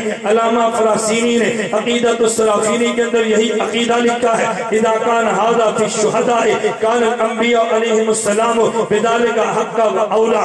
اگر شہید کو حیات ملتی ہے تو نبی کو اس سے بڑھ کے ملتی ہے. بلکہ آپ کو تعجب ہوگا کہ جسے غیر مقلد مانتے ہیں علامہ شوکانی نے بھی نیل الاوطار میں یہی بات لکھی ہے. اور اس سے زیادہ تعجب ہوگا اتحاف النبلا میں محمد بن عبد الوہاب النجدی سعودیت کے امام نے بھی یہی بات لکھی ہے. لیکن میں اگلی بات بھی تو اس پہ غور کرنا. میں کہتا ہوں ہاں خدا کی قسم عجیب بات یہ ہے علامہ علوسی بھی لکھتا ہے نبی کی حیات شہید سے اعلیٰ ہے. علامہ ابن حجر بھی کہتا ہے نبی کی حیات شہید سے اعلیٰ ہے. علامہ سمہودی بھی کہتے ہیں نبی کی حیات شہید سے اعلیٰ ہے. میں کہتا ہوں ہاں حضرت علامہ قادری نے بھی لکھا ہے، مفتی شفیع صاحب نے بھی لکھا ہے، قاضی ثناء اللہ پانی پتی نے بھی لکھا ہے. ان سب باتوں کو چھوڑ دے. میں بات یوں کہتا ہوں یہ جملہ تجھے خطیب کہے گا اور جب شہید زندہ ہے تو نبی اس سے بڑھ کے زندہ ہے. لیکن وکیل اس کی وجہ بتائے گا اور یہ وجہ شاید تو نے کبھی نہ سنی ہو. یہ وجہ میں تیری خدمت میں پیش کرنے لگا ہوں لیکن یہ وجہ میری نہیں ہے، مجھے تو ناقل کہتے ہیں. یہ وجہ حکیم الامت مولانا اشرف علی تھانوی کی ہے. حضرت تھانوی نے عجیب وجہ بیان کی ہے. فرمایا لوگوں اگر مقتول فی سبیل اللہ شہید زندہ ہے، ہم نے کہا نبی اس سے بڑھ کے زندہ ہے. لوگوں نے کہا وجہ کیا ہے؟ حکیم الامت تھانوی کے جملے پہ غور کرنا. فرمایا ایک طرف شہید ہے ایک طرف نبی ہے. ارے شہید کو مقتول فی اللہ شہید کو مقتول فی سبیل اللہ کہتے ہیں. لا تقولوا لمن یقتل فی سبیل اللہ. ارے شہید وہ ہوتا ہے جو مقتول فی سبیل اللہ ہو، نبی وہ ہوتا ہے جو مقتول فی اللہ ہو. اگر مقتول فی سبیل اللہ زندہ ہے تو مقتول فی اللہ اس سے بڑھ کے نہیں سمجھا. ایک مقتول فی سبیل اللہ ایک مقتول فی اللہ ہے. سبیل کو نکال دے نبی مقتول فی اللہ ہے. نبی مقتول فی اللہ ہے. تو میں نہیں سمجھ آنی. میں اور بات کرتا ہوں. میں نے عرض کیا نا جب مسئلہ آتا ہے تو میرا جی چاہتا ہے پھر میں دلائل پیش کروں. ایک اور دلیل دوں. توجہ رکھنا. حکیم الامت تھانوی نے کیسے کہہ دیا؟ میں تیرے مسئلہ کی وکالت کرنے لگا ہوں. ذرا دلیل پہ غور کرنا. میں نے اس لیے کہا حضرت شیخ احمد علی لاہوری نے فرمایا تھا یہ مسئلہ عقیدت سے سمجھ آتا ہے یا بصیرت سے سمجھ آتا ہے. بصیرت تیرے پاس نہیں، عقیدت تو نے ختم کر دی ہے. مسئلہ کیسے سمجھ آئے گا؟ ایک مقتول فی اللہ ہے ایک مقتول فی سبیل اللہ ہے. توجہ رکھنا. ارے مطلب کیا ہے؟ حضرت جبریل آئے اللہ کے پیغمبر سے پوچھا. مشکات کتاب الایمان میں حدیث موجود ہے. حضرت جبریل آئے حضرت جبریل علیہ السلام نے پیغمبر سے پوچھا اخبرنی عن الاحسان. اللہ کے پیغمبر آپ یہ بتائیں احسان کسے کہتے ہیں؟ نبوت سے 3 سوال کیے گئے. نمبر 1 اخبرنی عن الایمان. حضور ایمان کسے کہتے ہیں؟ اخبرنی عن الاسلام. پیغمبر ایمان اسلام کسے کہتے ہیں؟ اخبرنی عن الاحسان. پیغمبر احسان کسے کہتے ہیں؟ اخبرنی عن الساعہ. پیغمبر قیامت کب آئے گی؟ اخبرنی عن اماراتہا. پیغمبر قیامت کی علامات کیا ہے؟ ذرا میری توجیہ پہ غور کرنا. 5 سوال کیے ان میں ایک سوال جبریل نے یہ کیا ہے اخبرنی عن الاحسان. حضور احسان کیا ہے؟ نبی نے عجیب جواب دیا ہے ان تعبد اللہ کأنک تراہ. خدا کی عبادت یوں کرے گویا تو خدا کو دیکھتا ہے. توجہ رکھنا. میں نے جہاں تک تجھے لے کر جانا ہے ابھی وہاں تک تیرا تصور بھی نہیں آیا۔ پیغمبر نے جواب یوں دیا ہے ان تعبد اللہ کأنک تراہ، خدا کی عبادت یوں کرنی ہے گویا خدا کو دیکھتا ہے۔ فإن لم تکن تراہ فإنہ یراک، اگر تجھے دیکھنے والا مقام نہیں ملتا پھر یہ عقیدہ تو بنا لے خدا تجھے دیکھتا ہے۔ میں عجیب بات کہنے لگا، میں پہلے جملہ کہا کرتا تھا پھر میں تلاش کرتا تھا خدایا جملہ جو میں کہتا ہوں مجھے اکابر کی کتابوں سے دے دے کہ یہ میری ذاتی رائے نہ بن جائے۔ تو پھر میں نے اٹھا کے دیکھی ہے حضرت صوفی سرور صاحب دامت برکاتم کی، میں نے بخاری کی شرح دیکھی، مجھے بے ہی جملہ ملا، خدا کی قسم میں بتا نہیں سکتا کہ مجھے اس دن کتنی خوشی ہوئی ہے۔ حضرت صوفی صاحب نے بھی لکھا ہے ان تعبد اللہ کأنک تراہ، خدا کی عبادت یوں کر گویا خدا کو تو دیکھتا ہے۔ اگر یہ مقام نہیں ملتا تو پھر فإن لم تراہ فإنہ یراک، عبادت یوں کرنی ہے گویا خدا کو تو دیکھتا ہے۔ ارے ایک مقام ہے خدا کو دیکھنا، ایک مقام ہے خدا کا تجھے دیکھنا، ایک مقام نبوت ہے، ایک مقام امت ہے۔ مقام نبوت کو مقام مشاہدہ کہتے ہیں، مقام نبوت کو مقام مشاہدہ کہتے ہیں، مقام امتی کو مقام غیبوبت کہتے ہیں۔ تجھے اب بھی نہیں سمجھ آنا، میں اور نیچے اتر کے بات کہتا ہوں۔ میں کہتا ہوں ہاں ایک بندے نے چوری کی ہے، وہ عدالت میں پیش ہوا ہے، عدالت نے مدعی سے کہا ارے یہ تو چور لائے ہو، اس چور کے خلاف گواہ بھی لاؤ۔ پھر گواہ آ کر کہتا ہے جناب میں نے اس کو چوری کرتے دیکھا ہے، توجہ رکھنا، میں نے چوری کرتے دیکھا ہے۔ ارے چور تو دیکھ رہا ہے، چور نے نہیں دیکھا لیکن اس گواہ نے تو دیکھا ہے۔ اگر گواہ بھی دیکھ لیتا اور چور بھی دیکھ لیتا، دونوں ایک دوسرے کو دیکھ لیتے، اسے مشاہدہ کہتے ہیں۔ لیکن چور نہیں دیکھتا، گواہ دیکھتا ہے، اسے غیبوبت کہتے ہیں۔ خدا بھی دیکھتا ہے، تو بھی خدا کو دیکھتا ہے، اسے مشاہدہ کہتے ہیں۔ اور خدا دیکھتا ہے مگر تو نہیں دیکھتا، اسے غیبوبت کا زمانہ کہتے ہیں۔ اس لیے دیوبند کا عقیدہ ہے نبی کا ایک سجدہ ایک طرف، امت کی کروڑوں نمازیں ایک طرف، نبی کا سجدہ ایک طرف ہے، امت کے اربوں نمازیں ایک طرف ہے۔ خدا کی قسم پوری کائنات کے سجدے مل کے محمد کے ایک سجدے کا مقابلہ نہیں کر سکتے۔ ارے وجہ کیا ہے؟ یہ جملہ تو خطیب کہے گا، ذرا وکیل کی دلیل پہ غور کرنا۔ وجہ یہ ہے امتی سجدے کرتا ہے، عالم غیبوبت میں رہ کے کرتا ہے، نبی سجدہ کرتا ہے، عالم مشاہدہ میں ڈوب کے کرتا ہے۔ ارے نبی کا سجدہ عالم مشاہدہ ہے، امتی کا سجدہ عالم غیبوبت کا ہے۔ اب حکیم الامت تھانوی کے جملے کی شرح سننا۔ حکیم الامت تھانوی نے کہا لا تقولوا لمن يقتل في سبيل الله اموات بل احياء ولكن لا تشعرون۔ ارے یہ تو مقتول فی سبیل اللہ ہے، نبی مقتول فی اللہ ہے۔ ارے وجہ یہ ہے نبی خدا کو دیکھتا ہے، خدا نبی کو دیکھتا ہے، شہید خدا کو نہیں دیکھتا، خدا اسے دیکھتا ہے۔ ارے پیغمبر اور خدا کے درمیان راستے ہٹ جاتے ہیں، شہید اور خدا کے درمیان سبیل کا راستہ رہتا ہے، وہ مقتول فی اللہ ہے، یہ مقتول فی سبیل اللہ ہے۔ اگر سبیل موجود ہے یہ تب بھی زندہ ہے، سبیل ہٹ گئی تو تب نہیں سمجھا۔ اور میں بڑی شرح صدر کے ساتھ بات کہتا ہوں، اپنے کابر کی جوتیوں کے صدقے میں کہتا ہوں یہ شرح جو میں نے تجھے پیش کی ہے تو دنیا جہان کی کتابیں اٹھا لے، تجھے نہیں ملنی جب تک تو نے اکابر دیوبند کی جوتیاں سیدھی نہیں کرتی۔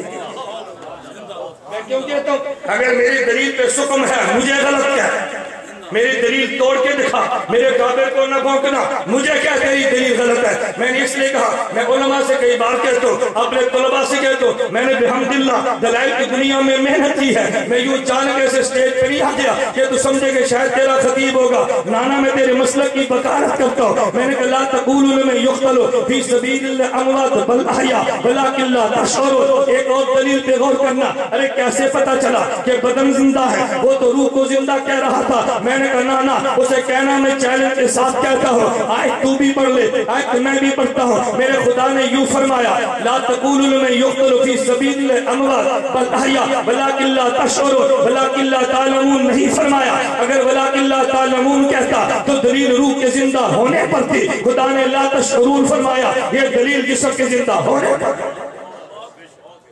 تجھے نہیں سمجھ آنا، میں اور نیچے اترتا ہوں۔ میں نے کہا میں اکثر کہتا ہوں، واللہ میں کہتا ہوں، مجھے لطف آتا ہے درمیان میں طلباء بھی ہٹا دے، خالص علماء کا مجمع لا، پھر مجھ سے میرے موضوع پہ دلائل۔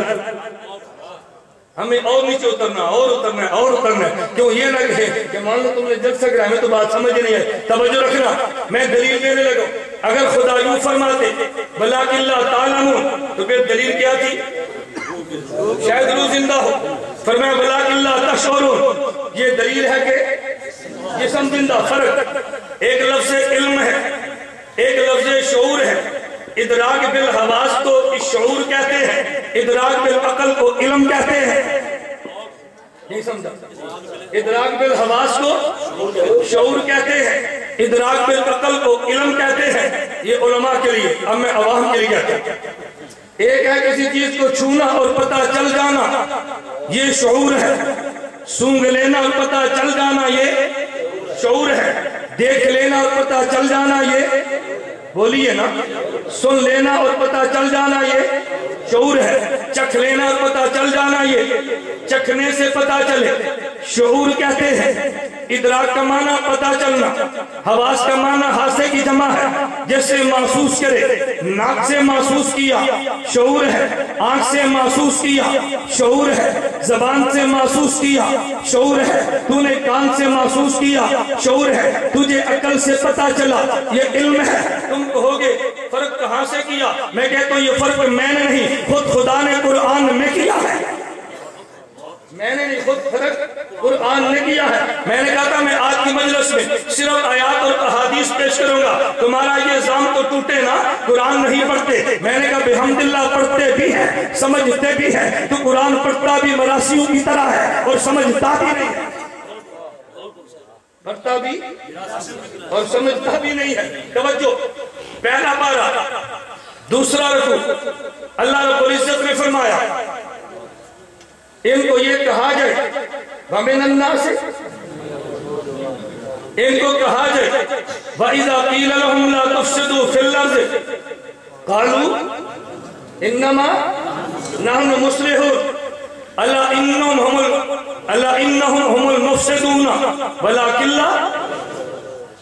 وَلَكِنْ لَا يَشْعُرُونَ وَإِذَا قِيلَ لَهُمْ آمِنُوا كَمَا آمَنَ النَّاسُ قَالُوا أَنُؤْمِنُ كَمَا آمَنَ السُّفَهَاءُ أَلَا إِنَّهُمْ هُمُ السُّفَهَاءُ وَلَكِنْ لَا يَعْلَمُونَ. فرق کیا ہے؟ فساد کی باری آئی تو وَلَكِنْ لَا يَشْعُرُونَ، صحابہ کی باری آئی وَلَكِنْ لَا يَعْلَمُونَ.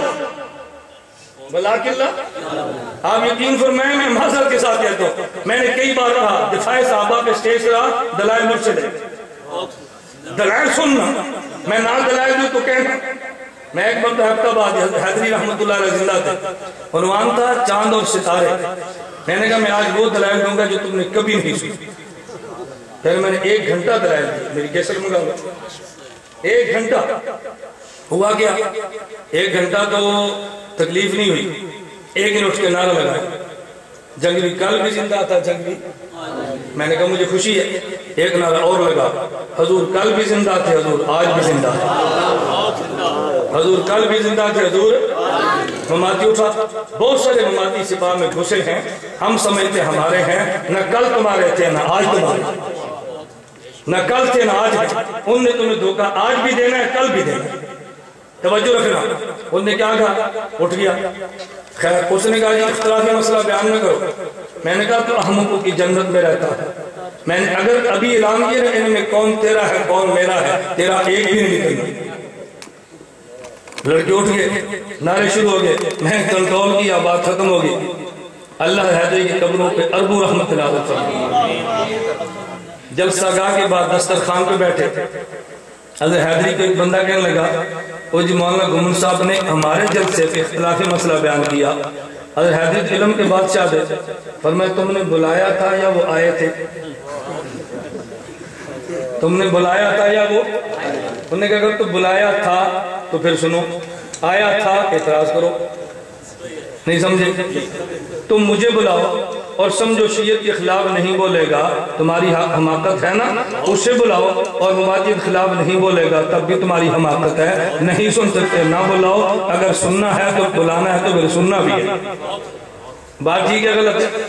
چلے میں اپنے عنوان پہ چلتا ہوں، میں بات میں سمیٹتا بھی. توجہ رکھنا. میں ایک بات کہنے لگا ہوں، میں دلائل کو سمیٹ لیتا ہوں. میں نے عرض کیا وَإِذَا قِيلَ لَهُمْ لَا تُفْسِدُوا، توجہ، وَإِذَا قِيلَ لَهُمْ لَا تُفْسِدُوا فِي الْأَرْضِ، زمین میں فساد نہ کرو. انہوں نے کہا ہم تو اصلاح کرتے ہیں، فساد نہیں کرتے.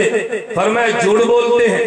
اللہ إِنَّهُمْ هُمُ الْمُفْسِدُونَ وَلَكِنْ لَا यशकुरून, ये फसाद करते हैं मगर फसाद को समझते नहीं हैं। खुदा ने नफी शऊर के की है। और जब बारी सहाबा की आई है रज़ियल्लाहु अन्हुम, फरमाया वइज़ा क़ील लहुम आमिनू, तुम ईमान लाओ जैसे ईमान सहाबा लाए। उन्होंने कहा हम ईमान लाए जैसे ईमान ये सुफहा अल अयाज़ु बिल्लाह बेवकूफ लाए हैं। खुदा ने कहा अला इन्नहुम हुमुस सुफहा वलाकिन ला यालमून, अरे सुफहा तो खुद है मगर इनके पास इल्म नहीं है। अरे पहले मसला फसाद का था, फिर मसला ईमान का था। फसाद का पता अकल से नहीं, फसाद का पता आंख से चलता है, फसाद का कान से चलता है, फसाद का देखने से चलता है। जब फसाद की बारी आई है खुदा ने कहने में शऊर नहीं है, अगर शऊर होता फसाद समझ जाते। और जब बारी ईमान की आई है पर मैं इनके पास अकल नहीं है, अकल होती मकामे सहाबा समझ जाते। मालूम हुआ कि मकामे सहाबा अकल से समझ आता है और फसाद का मसला ये शऊर से समझ आता है। तो जब फसाद की बारी आई खुदा ने यशकुरून ला यशकुरून कह के शऊर की नफी की है। और जब ईमान की बारी आई है वलाकिन ला यालमून कह के इल्म की नफी की है। पर मैं ला तक़ूलू लिमन युक़्तलू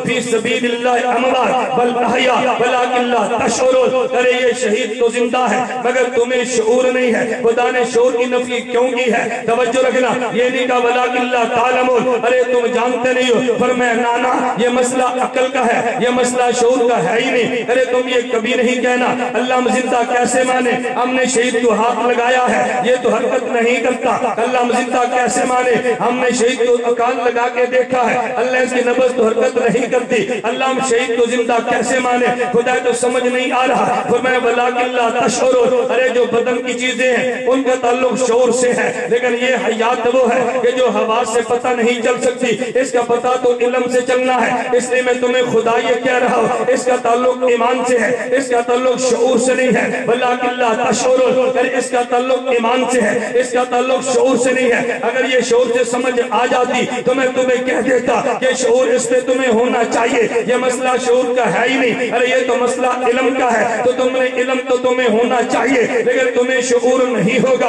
अरे शऊर उसी का होता है जिसका ताल्लुक जाहिरी चीजों के साथ हो। ये बदन की हयात का मसला था, तभी तो खुदा ने ला तशऊरून कहा है ना, ये बदन की हयात का मसला था, तभी तो ला तशऊरून कहा है कि तुम्हें शऊर से पता नहीं चलता। अल्लाह तूने पे ला तशऊरून क्यों कहा है? पर मैं अगर शऊर से पता चल जाता तो फिर इसे ईमान न कहते, इसे ईमान न कहते, इसे मसला शऊर का कहते। ईमान होता ही वो है कि जहाँ पर शऊर काम न करे फिर भी बंदा अकल से मान ले, उसे ईमान कहते हैं। अकल का मामला और होता है, अरे हवास का मामला और होता है। अगर तुझे यूं भी समझना है तो फिर मैं आसान करके मिसाल यूं देता हूँ। मैं एक जुमला कहा करता हूँ कि ये बंदा कब्र में था, ये तो कब्र में सोया हुआ था। ये जो बंदा कब्र से बाहर दुनिया में था ये भी तो सोया हुआ है। यहाँ बंदा सोता है, इसकी नब्ज हरकत कर रही होती है। या बंदा सोता है खून चल रहा होता है, या बंदा सोता है तो सांस ले रहा होता है। लोग कहते हैं सोया है और ये जिंदा है, हालांकि रूह सोने वाले के अंदर है ही नहीं। अल्लाह ने खुद कुरान में यूं फरमाया, अल्लाह यतवफ़्फ़ल अनफुस हिन मौतिहा वल्लती लम तमुत फी मनामिहा फयुमसिकु अल्लती क़ज़ा अलैहा मौता वयुरसिलुल उख़रा, कि जिसको मैं नींद देता हूँ इसकी रूह को निकाल लेता हूँ, लेकिन है तो तब भी जिंदा ना। अरे तूने जिंदा क्यों माना है? इसकी नब्ज जो चलती है तूने जिंदा क्यों माना है? अरे इसका खून जो गर्दिश करता है तूने जिंदा क्यों माना है? इसके सांस जो चल रहा है, लेकिन ये जो कब्र में चला गया है, जब इसका फरिश्तों ने सवाल जवाब कर लिया है, इसका हिसाब हो गया है। फरिश्ता कहते हैं नम कनौमतिल उरूस, अरे आज तो पहली रात की दुल्हन की तरह सो जाओ। कि जब कब्र में गया है, कब्र के जाने में के बाद कहते इज़ा अक़अदाहु, फरिश्तों ने इसको कब्र में बिठा दिया है। अताहु मलकाने फ़अक़अदाहु, इसको बिठा दिया है। फरिश्ते ने पूछा मन रब्बुका, अरे बता तेरा रब कौन है? मन नबियों का, बता तेरा नबी कौन है? मा दीनों का, बता तेरा दीन क्या है? उसने कहा रब्बी अल्लाह, मेरे खुदा को, मेरे रब को मेरा खुदा कहते हैं, मेरे नबी को हजरत मोहम्मद कहते हैं सल्लल्लाहु अलैहि वसल्लम, मेरे दीन को इस्लाम कहते हैं। जब तीन सवाल का जवाब दिया है फयुनादी मुनादी मिनस समा, सुनन अबी दाऊद में हदीस मौजूद है। हजरत बरा बिन आज़िब कहते हैं रज़ियल्लाहु अन्हु, फिर फरिश्ता ऐलान करता है अपने शूलो मिनल जन्ना, इसको जन्नत का बिछौना दो। अलबिसूलो मिनल जन्ना, इसको जन्नत का लिबास दे दो। वक़्तहु लहु बाबन इलल जन्ना, इसको जन्नत तक लेकर नहीं जाना, इसको यहाँ रहने देना है, जन्नत में वहाँ रहना है। इसके जन्नत के दरमियान जो दरवाजा है उस दरवाजे को खोल दो। फयाती है मिन तीबिहा बरोहिया, जन्नत वहाँ रहती है, मैयत यहाँ रहती है, जन्नत से खुशबू यहाँ पे आती है। है उसको महसूस करता है, लेकिन नबी का मामला और है। अरे नबी की कब्र जन्नत है, ये जन्नत का बाग है। नबी की कब्र खुद जन्नत बन जाती है, ये जन्नत का बाग बन जाती है। अगर ये काफिर था तो इसको कहा अफरशूलहु मिनन नारे, इसको जहन्नम का बिछौना दो, अल्बिसूलहु मिनन नारे, जहन्नम का लिबास दे दो, वक्तुल बाबन इलन नारे, जहन्नम वहां रहती है, मैयत यहाँ रहती है, दरवाजा खोल दिया जाता है, फयाती मिन समूमिहा, जन्नत की बू यहाँ तक आती है। जब ये जन्नत वाला था कनम कनौमतिल अरूसे, आज सो जा जैसे पहली रात की दुल्हन सोती है। अरे वहां काफिर था तो काफिर को भी कहा तू भी सो जा, हत्ता यबअसल मिन मुक़द्दिही ज़ालिका, खुदा तुझे सोने की जगह से उठाएगा। कहते कुरान नहीं जानता, अल्लाह ने कुरान में यूं कहा है या वैलना मम बसना मिन मरक़दिना, क़यामत के दिन काफिर भी कहेगा हमें सोने की जगह से किसने उठाया है। अरे ये कब्र में है तो सोया है, ये कब्र से बाहर है तो सोया है, लेकिन तू कहेगा ये सोने वाला जो कब्र से बाहर है रूह इसकी भी निकल जाती है, ये जो कब्र में सोया है रूह इसकी भी निकल जाती है। ताल्लुक रूह से ये दुनिया में सोने वाला भी जिंदा है, ताल्लुक रूह से ये कब्र में सोने वाला भी जिंदा है। मैं एक बात कहता हूँ, अगर कोई बंदा सोया हुआ है और कोई बंदा कह दे और ये सोया नहीं है ये मोया है, तो बंदे ये नहीं कहते तू बेईमान है, बंदा कहता है तू अंधा है। नहीं समझ, कोई बंदा सोया हो और कि सोया हुआ नहीं मरा हुआ है तो लोग क्या कहते हैं, बोलिए अंधा है, देखो सांस ले रहा है, पेट ऊपर नहीं छो रहा है, तो अंधा है कहते हैं कि नहीं। काला देख इसकी नब्ज की आवाज आ रही है तो डोरा है, बेईमान तो नहीं कहते, बोलिए ना, या बेईमान कहते हैं। क्यों? दुनिया में जो सोया है इसकी हयात ईमान नहीं है, इसकी हयात क्योंकि शऊर से समझ आती है। अगर इनकार कर दे तो कहते हैं अंधा है, और जो कब्र में है वो भी सोया है। सोने वाला ये भी था, सोने वाला वो भी था, इसकी रूह भी वहां है, इसकी रूह भी वहां है, ताल्लुक रूह से ये भी जिंदा है, ताल्लुक रूह से वो भी जिंदा है। इसकी हयात समझ आए शऊर है, उसकी हयात समझ आए ईमान है, इसकी हयात न माने तो अंधा है, उसकी हयात न माने तो बेईमान है, उसकी हयात न माने तो बेईमान है। क्यों? उसका ताल्लुक शोर से नहीं है, वलाकिन ला तशऊरून लाकिन ला तालमून। मैंने कहा ना वक्त कम होता है, मैं फिर दलील देने को जी चाहता। मैं कहता हूं मैं सही बुखारी की हदीस पढ़ता कि यशऊरून और यअलमून में क्या फर्क है। ममाती आधी बात पढ़ता है और आधी पी जाता है, आधी पढ़ता है आधी खुतबा सिद्दीक़ अकबर में छेड़ता। मैं खुतबा सिद्दीक़ अकबर को मैंने कई बार कहा था ना, मैंने पिछले जलसे में कहा आज फिर कहता हूं, मैं कहता तुम्हारी फिर हजरत रह गई ना हजरत। मैंने फिर कहा था, मैं कहता हूं भाई मगरिब का बयान शुरू करो, इशा मौखर करो, मुझे 3 घंटे बोलने दो, और जब मेरे दलाल हूं फिर तुम चिटे दो, फिर 3 घंटे तुम्हारे 6 घंटे लगाने दो। देख मसला हयात दिमाग में कैसे उतरता, देख मसला हयात दिमाग में आता कैसे। और मैं बड़ी माजरत के साथ कहता हूँ मसला हयात कभी हमें भी नहीं समझ आता, कभी इश्काल पैदा होता है। मैं नाम लेकर बात नहीं करता तो उलझन होगी, अब कैसे आदमी की आपने बात कर दी। चलिए मैं बात से मिलकर कहता हूँ, ये कब्र में जिंदा है तो सोया, ये कब्र से बाहर जिंदा है तो बोलिए ना सोया। ये जिंदा है या नहीं, कैसे पता चला? आंख से। वो जिंदा है कैसे पता चला? नबी के फरमान से। आंख के इनकार करे तो अंधा है, और नबी के फरमान के इनकार करे तो बेईमान है। ला तक़ूलू लिमन युक़्तलु फ़ी सबीलिल्लाह, बोलिए ना, ला तक़ूलू लिमन युक़्तलु फ़ी सबीलिल्लाह अमवात बल अहया वलाकिन ला तशऊरून। अजीब बात। मैं कहता हूँ कुरान समझो और ममातियत को समझो। कुरान ने कहा शहीद का जिस्म, बोलिए शहीद का जिस्म। मैं मसला समझाने लगा। कुरान कहता है शहीद का जिस्म जिंदा, तो दरम्यान में बात रह न जाए, मैं लतीफे के तौर पे कहता हूँ, लेकिन जो हदीस पे इतराज होते हैं ना, इल्मी से ज्यादा ढकोसले होते। मैंने हदीस पढ़ी, बंदा कब्र में है, मोमिन है, जन्नत का बिछौना मिला, जन्नत का ठिकाना मिला। फरिश्ता कहता है नम कनौमतिल उरूस, ऐसे सो जा जैसे पहले रात की, बोलिए ना, पहले रात की दुल्हन। ममाती कहता है क्या पहली रात दुल्हन भी सोती है? मैंने कहा भी सोती है लेकिन कुछ करके नहीं, तो मैंने गलत बात की है, नहीं सोती, सोती है लेकिन कुछ करके। توجہ، یہ بھی قبر میں سویا ہے، کچھ سوال جواب ہوئے ہیں نا، یہ سویا ہے، لیکن فرشتوں کی کاروائی مکمل ہونے کے بعد نم کنومت العروس سے اب تو بھی سو جا، اب تو بھی، میں کہتا ہوں خدا کی قسم تم الفاظ نبوت کی بلاغت تو دیکھو، الفاظ نبوت کی ذرا بلاغت سمجھنا۔ میں نے اس لیے کہا حضرت لاہوری فرماتے یہ مسئلہ سمجھ آتا ہے یا بصیرت سے یا عقیدت سے، عقیدت ختم ہے بصیرت ہے نہیں، کیسے سمجھ آئے گا؟ توجہ رکھنا، نم کا نومت، پیغمبر نے یہ جملہ کیوں فرمایا صلی اللہ علیہ وسلم؟ یوں بھی تو فرما سکتے تھے نا نم سو جا، یہ کیوں فرمایا کنومت العروس سے کیوں فرمایا؟ توجہ رکھنا، آپ بازار میں چلے ہیں، بازار میں جا رہے ہیں، نامحرم عورت آئی ہے، دیکھنے کو جی چاہے تب بھی نہیں دیکھتا، لوگ کیا کہیں گے؟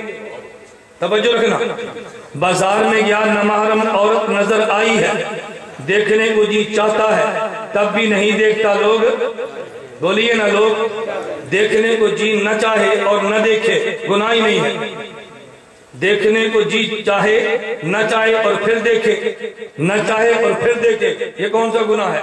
گناہ کیا ہے؟ دیکھنے کو جی چاہے اور نہ دیکھے، دیکھنے کو جی چاہے اور نہ دیکھے۔ اس لیے علماء نے لکھا ہے ہجڑا کبھی ولی کامل نہیں ہوتا، ہجڑے کو کبھی ولایت کاملہ نہیں ملتی، حضرت تھانوی نے لکھا ہے۔ میں بات سمجھا رہا ہوں، بازار میں جا رہا تھا، نامحرم عورت سامنے آئی، دیکھنے کو جی چاہتا ہے مگر نہیں دیکھتا، لوگ کیا کہیں گے؟ لوگ اسی لڑکی سے نکاح ہو جائے، ماں بھی ہے، باپ بھی ہے، پیر کے مرید بھی ہیں، استاذ کے شاگرد بھی ہیں، سارا جہان ہے، وہی بیوی بنی تو کمرے میں ہے، باہر دیکھنے کو جی چاہتا ہے تو نہیں دیکھتا، لوگ اب لوگ یہ نہیں کیا کہیں گے؟ لوگ شاباش کہیں گے، نم کنومت العروس، نم کنومت، توجہ، نم کنومت، ارے وہ عورت کہ جس کے دیکھنے سے ڈرتا تھا، نگاہ اٹھانے سے گھبراتا تھا، توجہ رکھنا، بلاغ نبوت کو سمجھنا، دیکھنے سے گھبراتا ہے، نگاہ اٹھانے سے گھبراتا ہے، لیکن آج ایسے امن سے اسی کے ساتھ سویا ہے، ماں بھی ہے، والد بھی ہے، بھائی بہنیں بھی ہیں، پورا خاندان بھی ہے، موافق ہے اور مخالف بھی ہے، اسی کے ساتھ اطمینان سے سویا ہے۔ فرمایا جس سے اس کو امن ملتا ہے، قبر کا ڈر بھی تھا، قبر کی گھبراہٹ بھی تھی، قبر کا خوف بھی تھا، لیکن آج سو جا، نم کنومت العروس سے، جیسے اسے امن ہے آج، اسے امن، جیسے اسے امن ہے آج۔ یہ تو میں ایک بلاغت کا نقطہ کر رہا ہوں نا، نبی نے کیوں فرمایا نم کنومت العروس سے؟ توجہ رکھنا، میں اس لیے بات کہتے جھجکتا ہوں، خدا کی قسم ہم جنسیت اور بے حیائی کے مادے میں جیتے ہیں، جنسیت اور بے حیائی کے مادے میں پیدا ہوتے ہیں، جنسیت اور بے حیائی کے مادے میں جوان ہوتے ہیں۔ اس لیے جب حدیث میں نبوت کی بلاغت کو بیان کرو، آدمی کے کان اٹھتے ہیں، اور یار مولانا نے کیسی بات کہہ دی ہے، لگے تو جنسیت ایک طرف پھینک دے، ذرا پیغمبر کے کلام بلاغت کو سمجھنا۔ ارے یہی لڑکی بچی ہے، یہی بچی جوان ہوئی ہے، عورت خدا کی قسم اٹھا کے کہتا ہوں، اطمینان باپ سے بھی ہے، اطمینان اولاد سے بھی ہے، اطمینان بھائی سے بھی ہے، اوروں کے اطمینان دنیا کے اپنے سربراہ سے بھی ہے، لیکن جو اوروں کے اطمینان خامد سے ملتا ہے، دنیا جہان میں کہیں نہیں ملتا۔ خدا نے کہا نم کنومت العروس سے، جیسے بچپن سے لے کے جوانی تک آئی ہے، اور اس کی اطمینان کے لیے ہم نے خامد کو بنایا تھا، تو بھی جوانی سے بڑھاپے تک پریشان پھرتا رہا تھا۔ آج اسی قبر کو ہم نے تیرے لیے جو اطمینان کی جگہ بنایا، جیسے عورت کے لیے خامد کی پسلی کو ہم نے امن کی جگہ بنایا۔ نم کنومت العروس سے، نم کنومت العروس سے، میں نے کہا جنسیت کو چھوڑ دے، ذرا کلام نبوت کو سمجھ تو صحیح نا، مقام فطرت کو سمجھ، کہ فطرت کا نبی کیسے بات کرتا ہے۔ حضور ایسے اشارات سے بات سمجھاتے ہیں کہ بڑے بڑے اہل علم بھی جواب دے جاتے ہیں۔ میں نے کہا لا تقولوا لمن يقتل في سبيل الله اموات بل احياء ولكن لا وَلَٰكِن لَا تَشْعُرُونَ۔ چلیے میں آخری بات کہتا ہوں، وَلَٰكِن لَا تَشْعُرُونَ۔ میں نے کہا مماتیت کیا کہتی ہے، قرآن کیا کہتا ہے، دونوں میں کتنا فرق ہے۔ اللہ رب العزت نے یوں فرمایا لَا تَقُولُوا لِمَن يُقْتَلُ فِي سَبِيلِ اللَّهِ أَمْوَاتٌ۔ ارے یہ جو خدا کے راستے میں قتل ہے، توجہ، جو خدا کے راستے میں قتل ہوا ہے، اس کو تم نے مردہ نہیں کہنا، زندہ، توجہ، زندہ کہنا ہے، زندہ۔ مماتی کہتا ہے نا میں نے زندہ نہیں کہنا، قرآن نے کیا کہا تم نے زندہ، مماتی کہتا ہے میں نے زندہ، قرآن نے کہا وَلَٰكِن لَا تَشْعُرُونَ۔ تو اس میں سمجھ میں نہیں آنا، کہتا ہے مجھے سمجھاؤ، ایسے ہے کہ نہیں؟ مجھے یقین فرمائے میں نام لوں نا تمہیں شاید یقین نہ کرو، اتنے بڑے آدمی دنیا سے چلے گئے ہیں۔ مجھے ایک مفتی صاحب فرمایا کہ وہ مجھے کہنے لگے کہ مولانا نبی پاک اتنے چھوٹے سے کمرے میں زندہ ہے، یار ہم جیل میں جائیں اتنا کھلا کمرہ ہے، مجھے گھبراہٹ ہوتی ہے، نبی پاک اتنے چھوٹے سے کمرے میں زندہ اتنے سالوں سے۔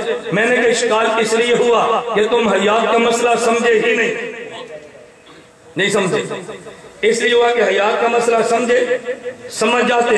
خدا کی قسم کبھی اشکال مثال دی نا کہ میں جیل میں ہوں، مثال کے طور پہ ایک کمرے میں میں تنگ آتا ہوں، نبی چھوٹے سے کمرے میں چھوٹی سی قبر میں، تو دیکھو الجھن آئی نا، الجھن کیوں آئی؟ بصیرت بھی نہیں، عقیدت بھی نہیں۔ میں آخری بات کہہ رہا تھا، اللہ نے فرمایا تم نے زندہ کہنا ہے، تمہیں سمجھ نہیں آنا۔ مماتی کہتے ہیں زندہ نہیں کہنا، مجھے سمجھاؤ، جس بات کا قرآن حکم دے اس کو نہیں ماننا، جسے قرآن روک دے اس پہ بحث کرنی ہے، اسے مماتیت کہتے ہیں۔ قرآن اور ہے، مماتیت اور ہے۔ میں آخری بات کہہ رہا ہوں، قرآن اور ہے، مماتیت اور ہے۔ تیرے ذہن میں سوال آیا ہے تو بہت اچھا، نہیں آیا تو سوال آنا چاہیے کہ مولوی صاحب عجیب بات ہے، ہم آئے تھے حیات النبی سننے کے لیے، تو نے شہید کی حیات پوری تقریر کر دی ہے، ہمیں ایک بات تو بتاؤ نا، کیا قرآن میں ہے کہ نبی قبر میں زندہ ہے؟ تمہیں علماء کہیں گے او جی قرآن میں یہ ہے شہید زندہ ہے، جب شہید زندہ تو نبی بھی زندہ ہے، تو آپ کے ذہن میں سوال آئے گا، نہیں آئے گا تو مماتی ڈالے گا، اور جب یاد نبی زندہ ہے، اللہ نے یہ جو فرمایا شہید زندہ ہے، تم نے شہید کی وجہ سے نبی کو کہہ دیا، خدا سیدھا ہی فرما دیتے نبی زندہ ہے تو جھگڑا ختم ہو جاتا۔ میں نے کہا نا جیسے اشکال کسے ہوا ہے اسی طرح ڈاکٹر فرد ہاشمی کو ہوا ہے، جیسے اشکال کسے ہوا ہے ڈاکٹر ذاکر نائک کو ہوا ہے، لوگ کہتے ہیں کیا مانا،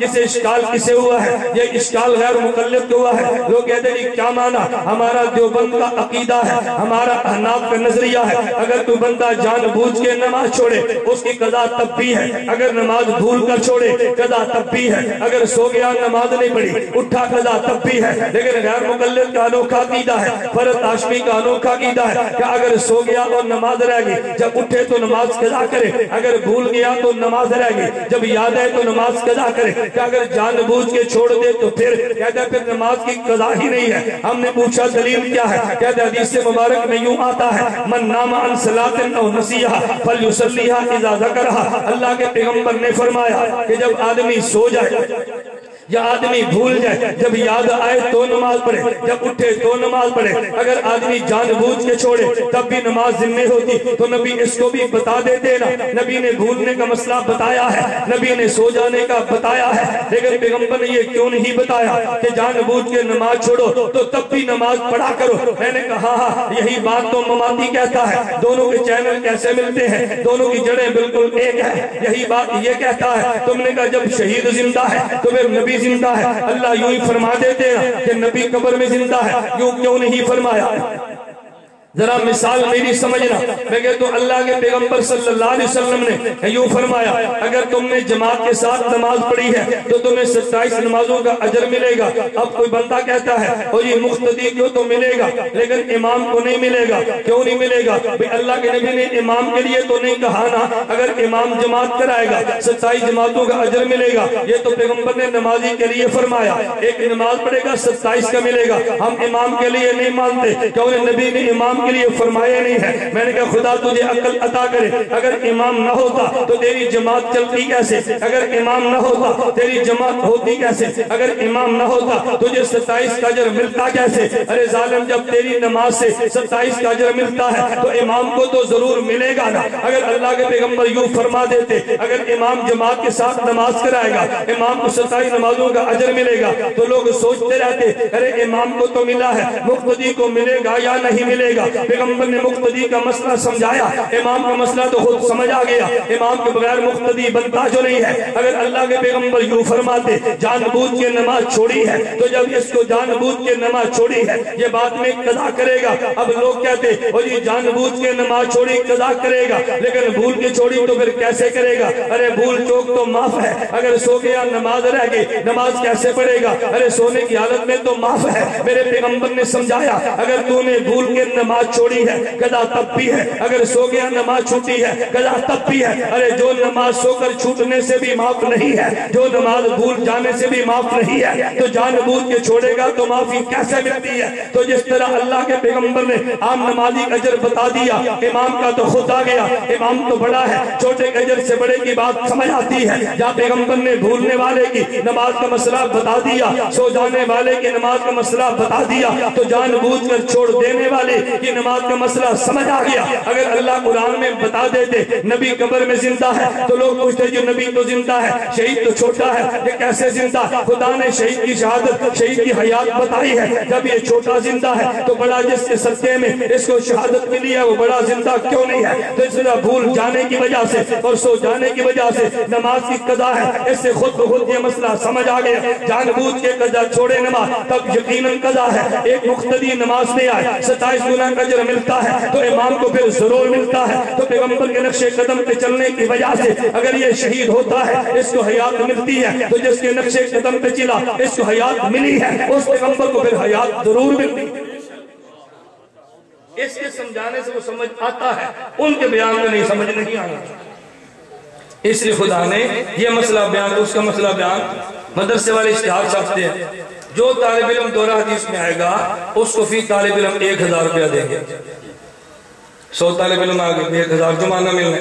اب اس سے کوئی بندہ یہ سمجھے کہ شیخ الحدیث کو 1 روپیہ بھی نہیں دیں گے۔ شیخ الحدیث آئی جی میری تنخواہ مول صاحب کے بھی تیرا نام تھوڑا گیا، ہم نے تو کہا تھا کہ طالب علم کو 100,000 روپیہ دیں گے، تو نے کیوں مانگا؟ شیخ الحدیث کو کہنے کی ضرورت ہی نہیں ہے، جب طالب علم 1000 ماہانہ ملنا ہے اس کو تو 10 ملنے ہیں۔ جب شہید کو حیات ملنی ہے تو نبی کی حیات کہنے کی ضرورت ہی نہیں ہے۔ اس لیے حضرت لاہوری نے فرمایا یہ مسئلہ سمجھ آتا ہے کیا بصیرت سے یا عقیدت سے؟ خدا مجھے اور آپ کو بصیرت بھی دے، عقیدت بھی دے۔ باخر دعوانا الحمدللہ۔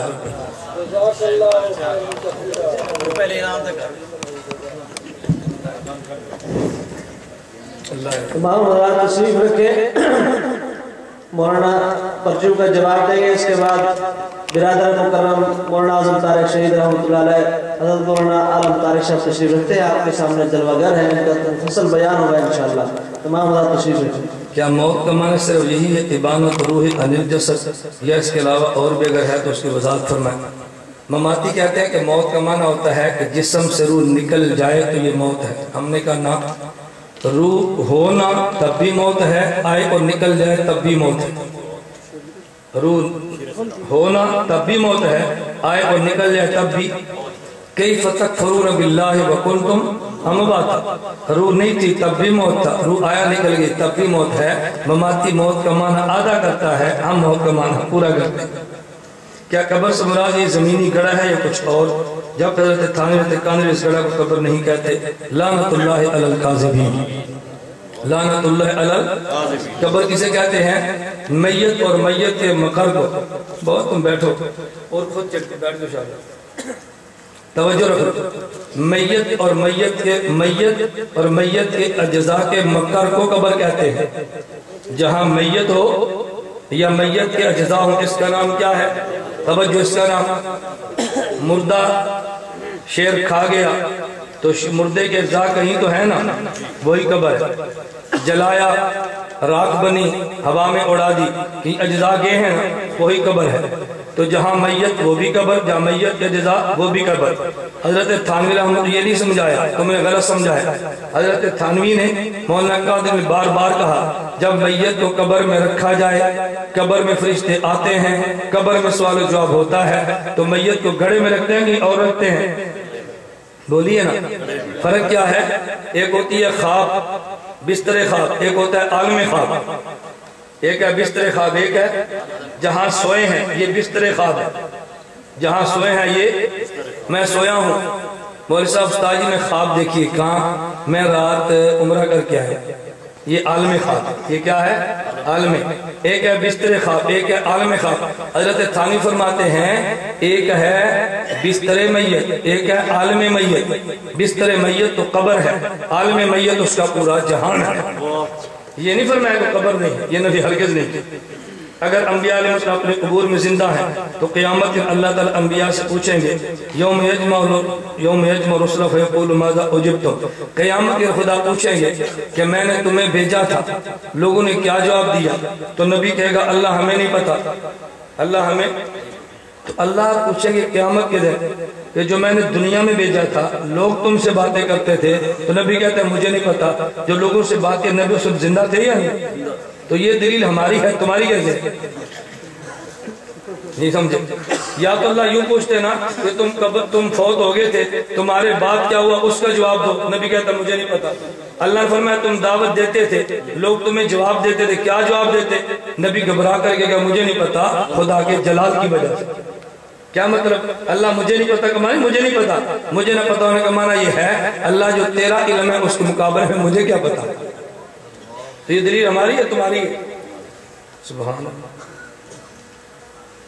انبیاء علیہ السلام کی حیات کے بارے میں جو یہ حدیث ہے الانبیاء احیاء فی قبورہم یصلون، یہ تو خبر واحد ہے، اور خبر واحد سے تو قید ثابت نہیں ہوتے۔ میں نے ابھی تک حدیث پیش کی، آیت پیش کی جی، آیت بھی خبر واحد ہوتی ہے۔ عقیدہ حیات النبی قرآن سے ثابت ہے، احادیث اس کے لیے ہم تائید میں پیش کرتے ہیں، اور تائید تو خبر واحد سے بھی ہوتی ہے۔ پھر الانبیاء احیاء فی قبورہم کو امام سیوطی رحمۃ اللہ علیہ نے حیات الانبیاء میں متواتر لکھا ہے۔ کیا لکھا ہے؟ متواتر۔ تو متواتر سے معنی کیوں نہیں ثابت ہوتا؟ تمہارے کہنے سے خبر واحد نہیں بنتی، امام سیوطی نے اس کو متواتر لکھا۔ کیا مماثل کے پیچھے نماز ہو جاتی ہے؟ اس کی وضاحت فرمائیں۔ جو آپ نے نمازیں پڑھی ہیں آپ اس کو بھی لٹائیں، مجبوری اور غیر مجبوری کی حالت میں۔ جس طرح آپ نے مجبوری میں پڑھی ہیں اسی طرح خوشی میں آپ لٹا دیں۔ کیا انبیاء علیہ السلام اپنے قبروں میں نے آپ کے سامنے حضرت دانوی شیخ کا فتویٰ پیش کیا، حضرت دانوی شیخ کا آپ کے مسائل ان کا حل، جلد نمبر 10 صفحہ نمبر 519۔ نمبر 1 مماتی گمراہ ہیں، نمبر 2 ان کے پیچھے نماز نہیں ہوتی، نمبر 2 تقریر سننا گناہ ہے، نمبر 4 ایسے تعلقات رکھنا ناروا ہے۔ مجھے ایک بندہ کہتے ہیں نکاح کر سکتے ہیں، میں نے کہا نکاح سے تعلق ٹوٹتا ہے یا بڑھتا ہے؟ بتاؤ، شادی سے نکاح سے تعلق ٹوٹتا ہے یا بڑھتا ہے؟ تو جس سے تعلق بڑھتا ہے حضرت فرماتے ہیں جائز ہے، تم کیا دو جائز ہے۔ اگر انبیاء علیہ السلام اپنی قبروں میں انہی اجسام کے ساتھ زندہ ہیں، اگر ہیں تو معراج کی رات مسجد اقصی میں انہی اجسام کے ساتھ گئے تھے یا اجسام مساریہ کے ساتھ؟ اس کی وضاحت فرمائیں۔ حضرت مولا علی قاری رحمۃ اللہ علیہ نے مرقات شرح مشکات میں لکھا ہے انبیاء علیہ السلام وہاں گئے اور انبیاء نے نماز پڑھی۔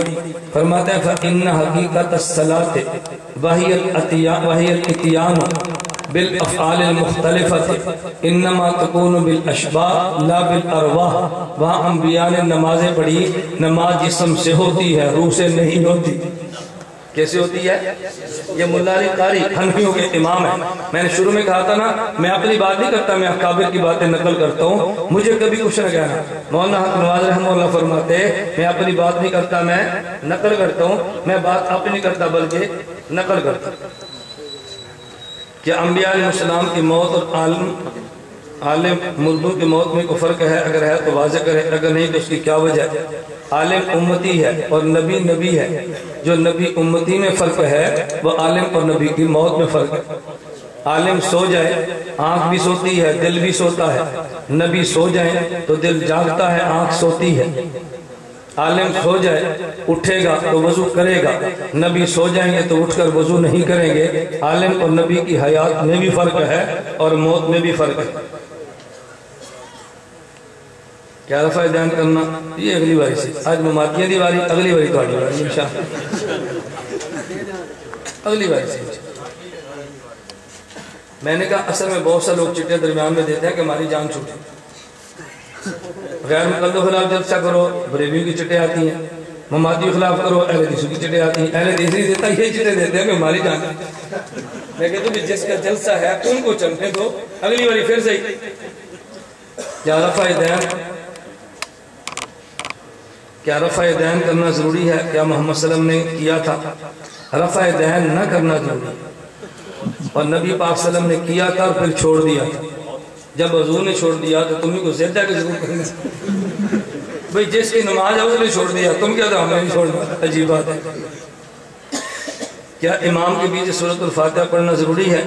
امام کے پیچھے سورۃ الفاتحہ نہ پڑھنا ضروری ہے، اور یہ نبی پاک صلی اللہ علیہ وسلم نے خود سمجھایا، انما جعل الامام لیؤتم بہ، امام اس لیے ہوتا ہے کہ اس کی اطاعت کرو۔ اذا کبر فکبروا، امام اللہ اکبر کہے تم اللہ اکبر کہو۔ وَإِذَا قَرَأَ فَأَنصِتُوا، امام قرآن شروع کرے تم چپ ہو جاؤ۔ وَإِذَا قَالَ غَيْرِ الْمَغْضُوبِ عَلَيْهِمْ وَلَا الضَّالِّينَ فَقُولُوا آمِينَ، جب وہ غیر المغضوب علیہم ولا الضالین پڑھے تم آمین کہو۔ جو فرق پیغمبر نے بتایا آپ بھی مان لو۔ جب تکبیر کہتے ہیں تو ہر کلام کو ایک مرتبہ کہنا ضروری ہے یا 2 مرتبہ کہنا ضروری ہے؟ کیا محمد صلی اللہ علیہ وسلم نے ایسا کیا تھا؟ ترمذی میں 2 حدیثیں ہیں، ایک حضرت بلال کی، ایک حضرت عبداللہ بن زید کی۔ حضرت بلال رضی اللہ عنہ کی حدیث انس بن مالک فرماتے ہیں، امر بلال ان یشفع الاذان ویوتر الاقامت، کہ اذان دوری ہے اقامت اکاری ہے۔ حضرت عبداللہ بن زید کی حدیث ہے، کان اذان رسول اللہ صلی اللہ علیہ وسلم شفعان شفعان فی الاذان، کان اذان رسول اللہ صلی اللہ علیہ وسلم شفعان شفعان، اللہ کے پیغمبر کی اذان بھی دوری تھی، کان اذان رسول اللہ صلی اللہ علیہ وسلم شفعان شفعان، پیغمبر کی اذان بھی دوری ہے، بل اقامہ شفعان شفعان، پیغمبر کی اقامت بھی دوری ہے۔ امام ترمذی پہلے حدیث اکاری تکبیر والے لائے، پھر دوری والے لائے، اور امام نووی فرماتے ہیں حاضی عادت مسلم وغیرہ من ائمۃ الحدیث یذکرون الاحادیث التي يرونها منسوخة ثم يعقبون بالناسخ، محدثین کی عادت ہے پہلے حدیث وہ لاتے ہیں جس پر عمل کا وقت گزر گیا جسے منسوخ کہتے ہیں، اور بعد میں وہ لاتے ہیں جس کا عمل کا وقت شروع ہو گیا جسے ناسخ کہتے ہیں۔ اکاری تکبیر یہ منسوخ ہے اور دوری ناسخ ہے۔ اکاری تکبیر ایسی ہے جیسے لا الہ الا اللہ عیسیٰ روح اللہ، اور دوری تکبیر ایسے ہے جیسے لا الہ الا اللہ محمد الرسول اللہ۔ 8 تراویح پڑھنا جائز ہے یا 20؟ نبی پاک صلی اللہ علیہ وسلم نے 20 تراویح پڑھی ہے۔ تاریخ جرجان حضرت جابر بن عبداللہ رضی اللہ عنہ سے روایت ہے، حضرت عبداللہ بن عباس رضی اللہ عنہما مصنف ابن ابی شیبہ میں روایت ہے، نبی پاک نے 20 تراویح پڑھی ہے۔ کیا میں آپ سے گزارش کرتا ہوں آپ شفقت فرما کے قافلہ حق ہر 3 مہینے بعد رسالہ آتا ہے وہ لگوا لیں۔ آپ کیا آتے ہیں؟ آپ کیا بھی نہیں آتا ہوگا، تم بھی بزرگ ہو۔ قافلہ حق سماعی رسالہ ہمارا آتا ہے، یہ سارے مسائل اس رسالے میں آتے ہیں، وہ منگوا لو۔ ایک مسئلے پر پوسٹر میں نے لکھے ہیں، ترک رفع دین کے دلائل، آہستہ آمین کے دلائل، ناف کے ہاتھ باندھنے کے دلائل۔ اس سے زیادہ حلوے میں آپ کیسے آپ کی خدمت میں پیش کرو؟ آپ وہ پوسٹر منگا لو، کیسٹیں سنو، ویڈیو سیڈیاں میری ایک مسئلے پہ حوالوں کے ساتھ کتابوں کے دلائل ہے وہ منگوا لو، CD دیکھ لو، کیسٹیں سن لو، پوسٹر پڑھ لو، رسالہ لگوا لو۔ اس سے زیادہ آسان ترتیب تمہیں کیسے سمجھاؤں؟ اللہ توفیق عطا فرمائے۔ تو نبی پاک صلی اللہ علیہ وسلم نے کتنی تراویح پڑھی ہے؟ 20۔ جمعہ کی نماز کو اگر 1 اذان دینا جائز ہے یا 2؟ امام بخاری رحمۃ اللہ فرماتے ہیں کہ اذانیں 2 دینی چاہیے۔ کیوں؟ حضرت عثمان رضی اللہ تعالیٰ عنہ نے اذانیں 2 دی تھی۔ حضرت امام بخاری نے صحیح بخاری میں یہ بات نقل کی ہے، ان تاذین الثانیہ یوم الجمعہ، ہمارے بھی عثمان حین کثر اہل المسجد، سر پر کپڑا نہ ہو تو نماز جائز ہوتی ہے کہ نہیں؟ امام بخاری فرماتے ہیں کان القوم یسجدون علی الامامۃ والقلنسوہ، صحابہ ٹوپیاں اور پگڑیوں کے ساتھ نمازیں پڑھتے تھے۔ صحابہ والی پڑھنی ہے ٹوپیاں اور پگڑیاں، وہابہ والی پڑھنی ہے تو ننگے سر۔ صحابہ کا عمل یہ ہے، وہابہ کا عمل وہ ہے۔ قبر میں عذاب ہوتا ہے یا نہیں؟ ہمیں نہیں ہوگا انشاءاللہ، تمہیں ہوگا۔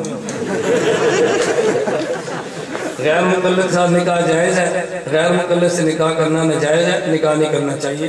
اللہ سے بچنے کی توفیق عطا فرمائے۔ میں ایک بات سمجھاتا ہوں، غیر مقلد لڑکی ہو تو نکاح کر لیں، مگر وہ بھی آپ نہیں، ہم جیسے ڈاکٹر کرو، آپ نہیں کریں۔ غیر مقلد لڑکی ہو تو کر لو، لڑکا ہو تو نہیں کرنا۔ کبھی مجھے لوگ کہتے ہیں عجیب بات ہے، لڑکی ہو تو لے لو، لڑکا ہو تو لڑکی نہیں دینی۔ میں نے کہا بھی ایک چادر وہ ہوتی ہے جو اوپر لیتے ہیں، ایک چادر وہ جو نیچے بچھاتے ہیں۔ گندی چادر نیچے تو بچھا سکتے ہیں، گندی چادر اوپر نہیں لیتے۔ بیوی تو فراش ہوتی ہے، نہیں سمجھے؟ قرآن نے بیوی خاوند کو لباس کہا نا، تو لباس نیچے گندا ہو تو کام چل جاتا ہے، اوپر گندا ہو تو نہیں چلتا۔ لڑکی ہو تو گنجائش ہے، لڑکا ہو تو بالکل نہیں ہے۔ لیکن لڑکی بھی آپ کیا نہیں، ہمیں ہم فقیروں کو ڈاکٹر کیسے صحت مند ڈاکٹر، دیکھیں ماشاء اللہ کیسے صحت مند ڈاکٹر ہیں، ڈاکٹروں کو انشاءاللہ وہ بھی ٹھیک ہوگی، ڈاکٹر بھی خوش ہوگا۔ اچھا مریض آیا، اچھا مریض پھنسے تو ڈاکٹر خوش ہوتے ہیں، تو ٹھیک مریض ہے۔ وطر کی 2 رکعت کے بعد تشہد کی تفصیل سے بتائیں۔ دیکھیں وطر کی 2 رکعت کے بعد تشہد، وطر کے بعد ہوتی 2 رکعت، پہلے 2 رکعت وطر تشہد ہے، پھر 1 رکعت تو تشہد ہے، 3 رکعت وطر اور 2 سلام۔ مستدرک علی الصحیحین میں امام حاکم نے روایت نقل کی ہے۔ اللہ ہمیں قرآن و سنت کے مطابق چلنے کی توفیق دے۔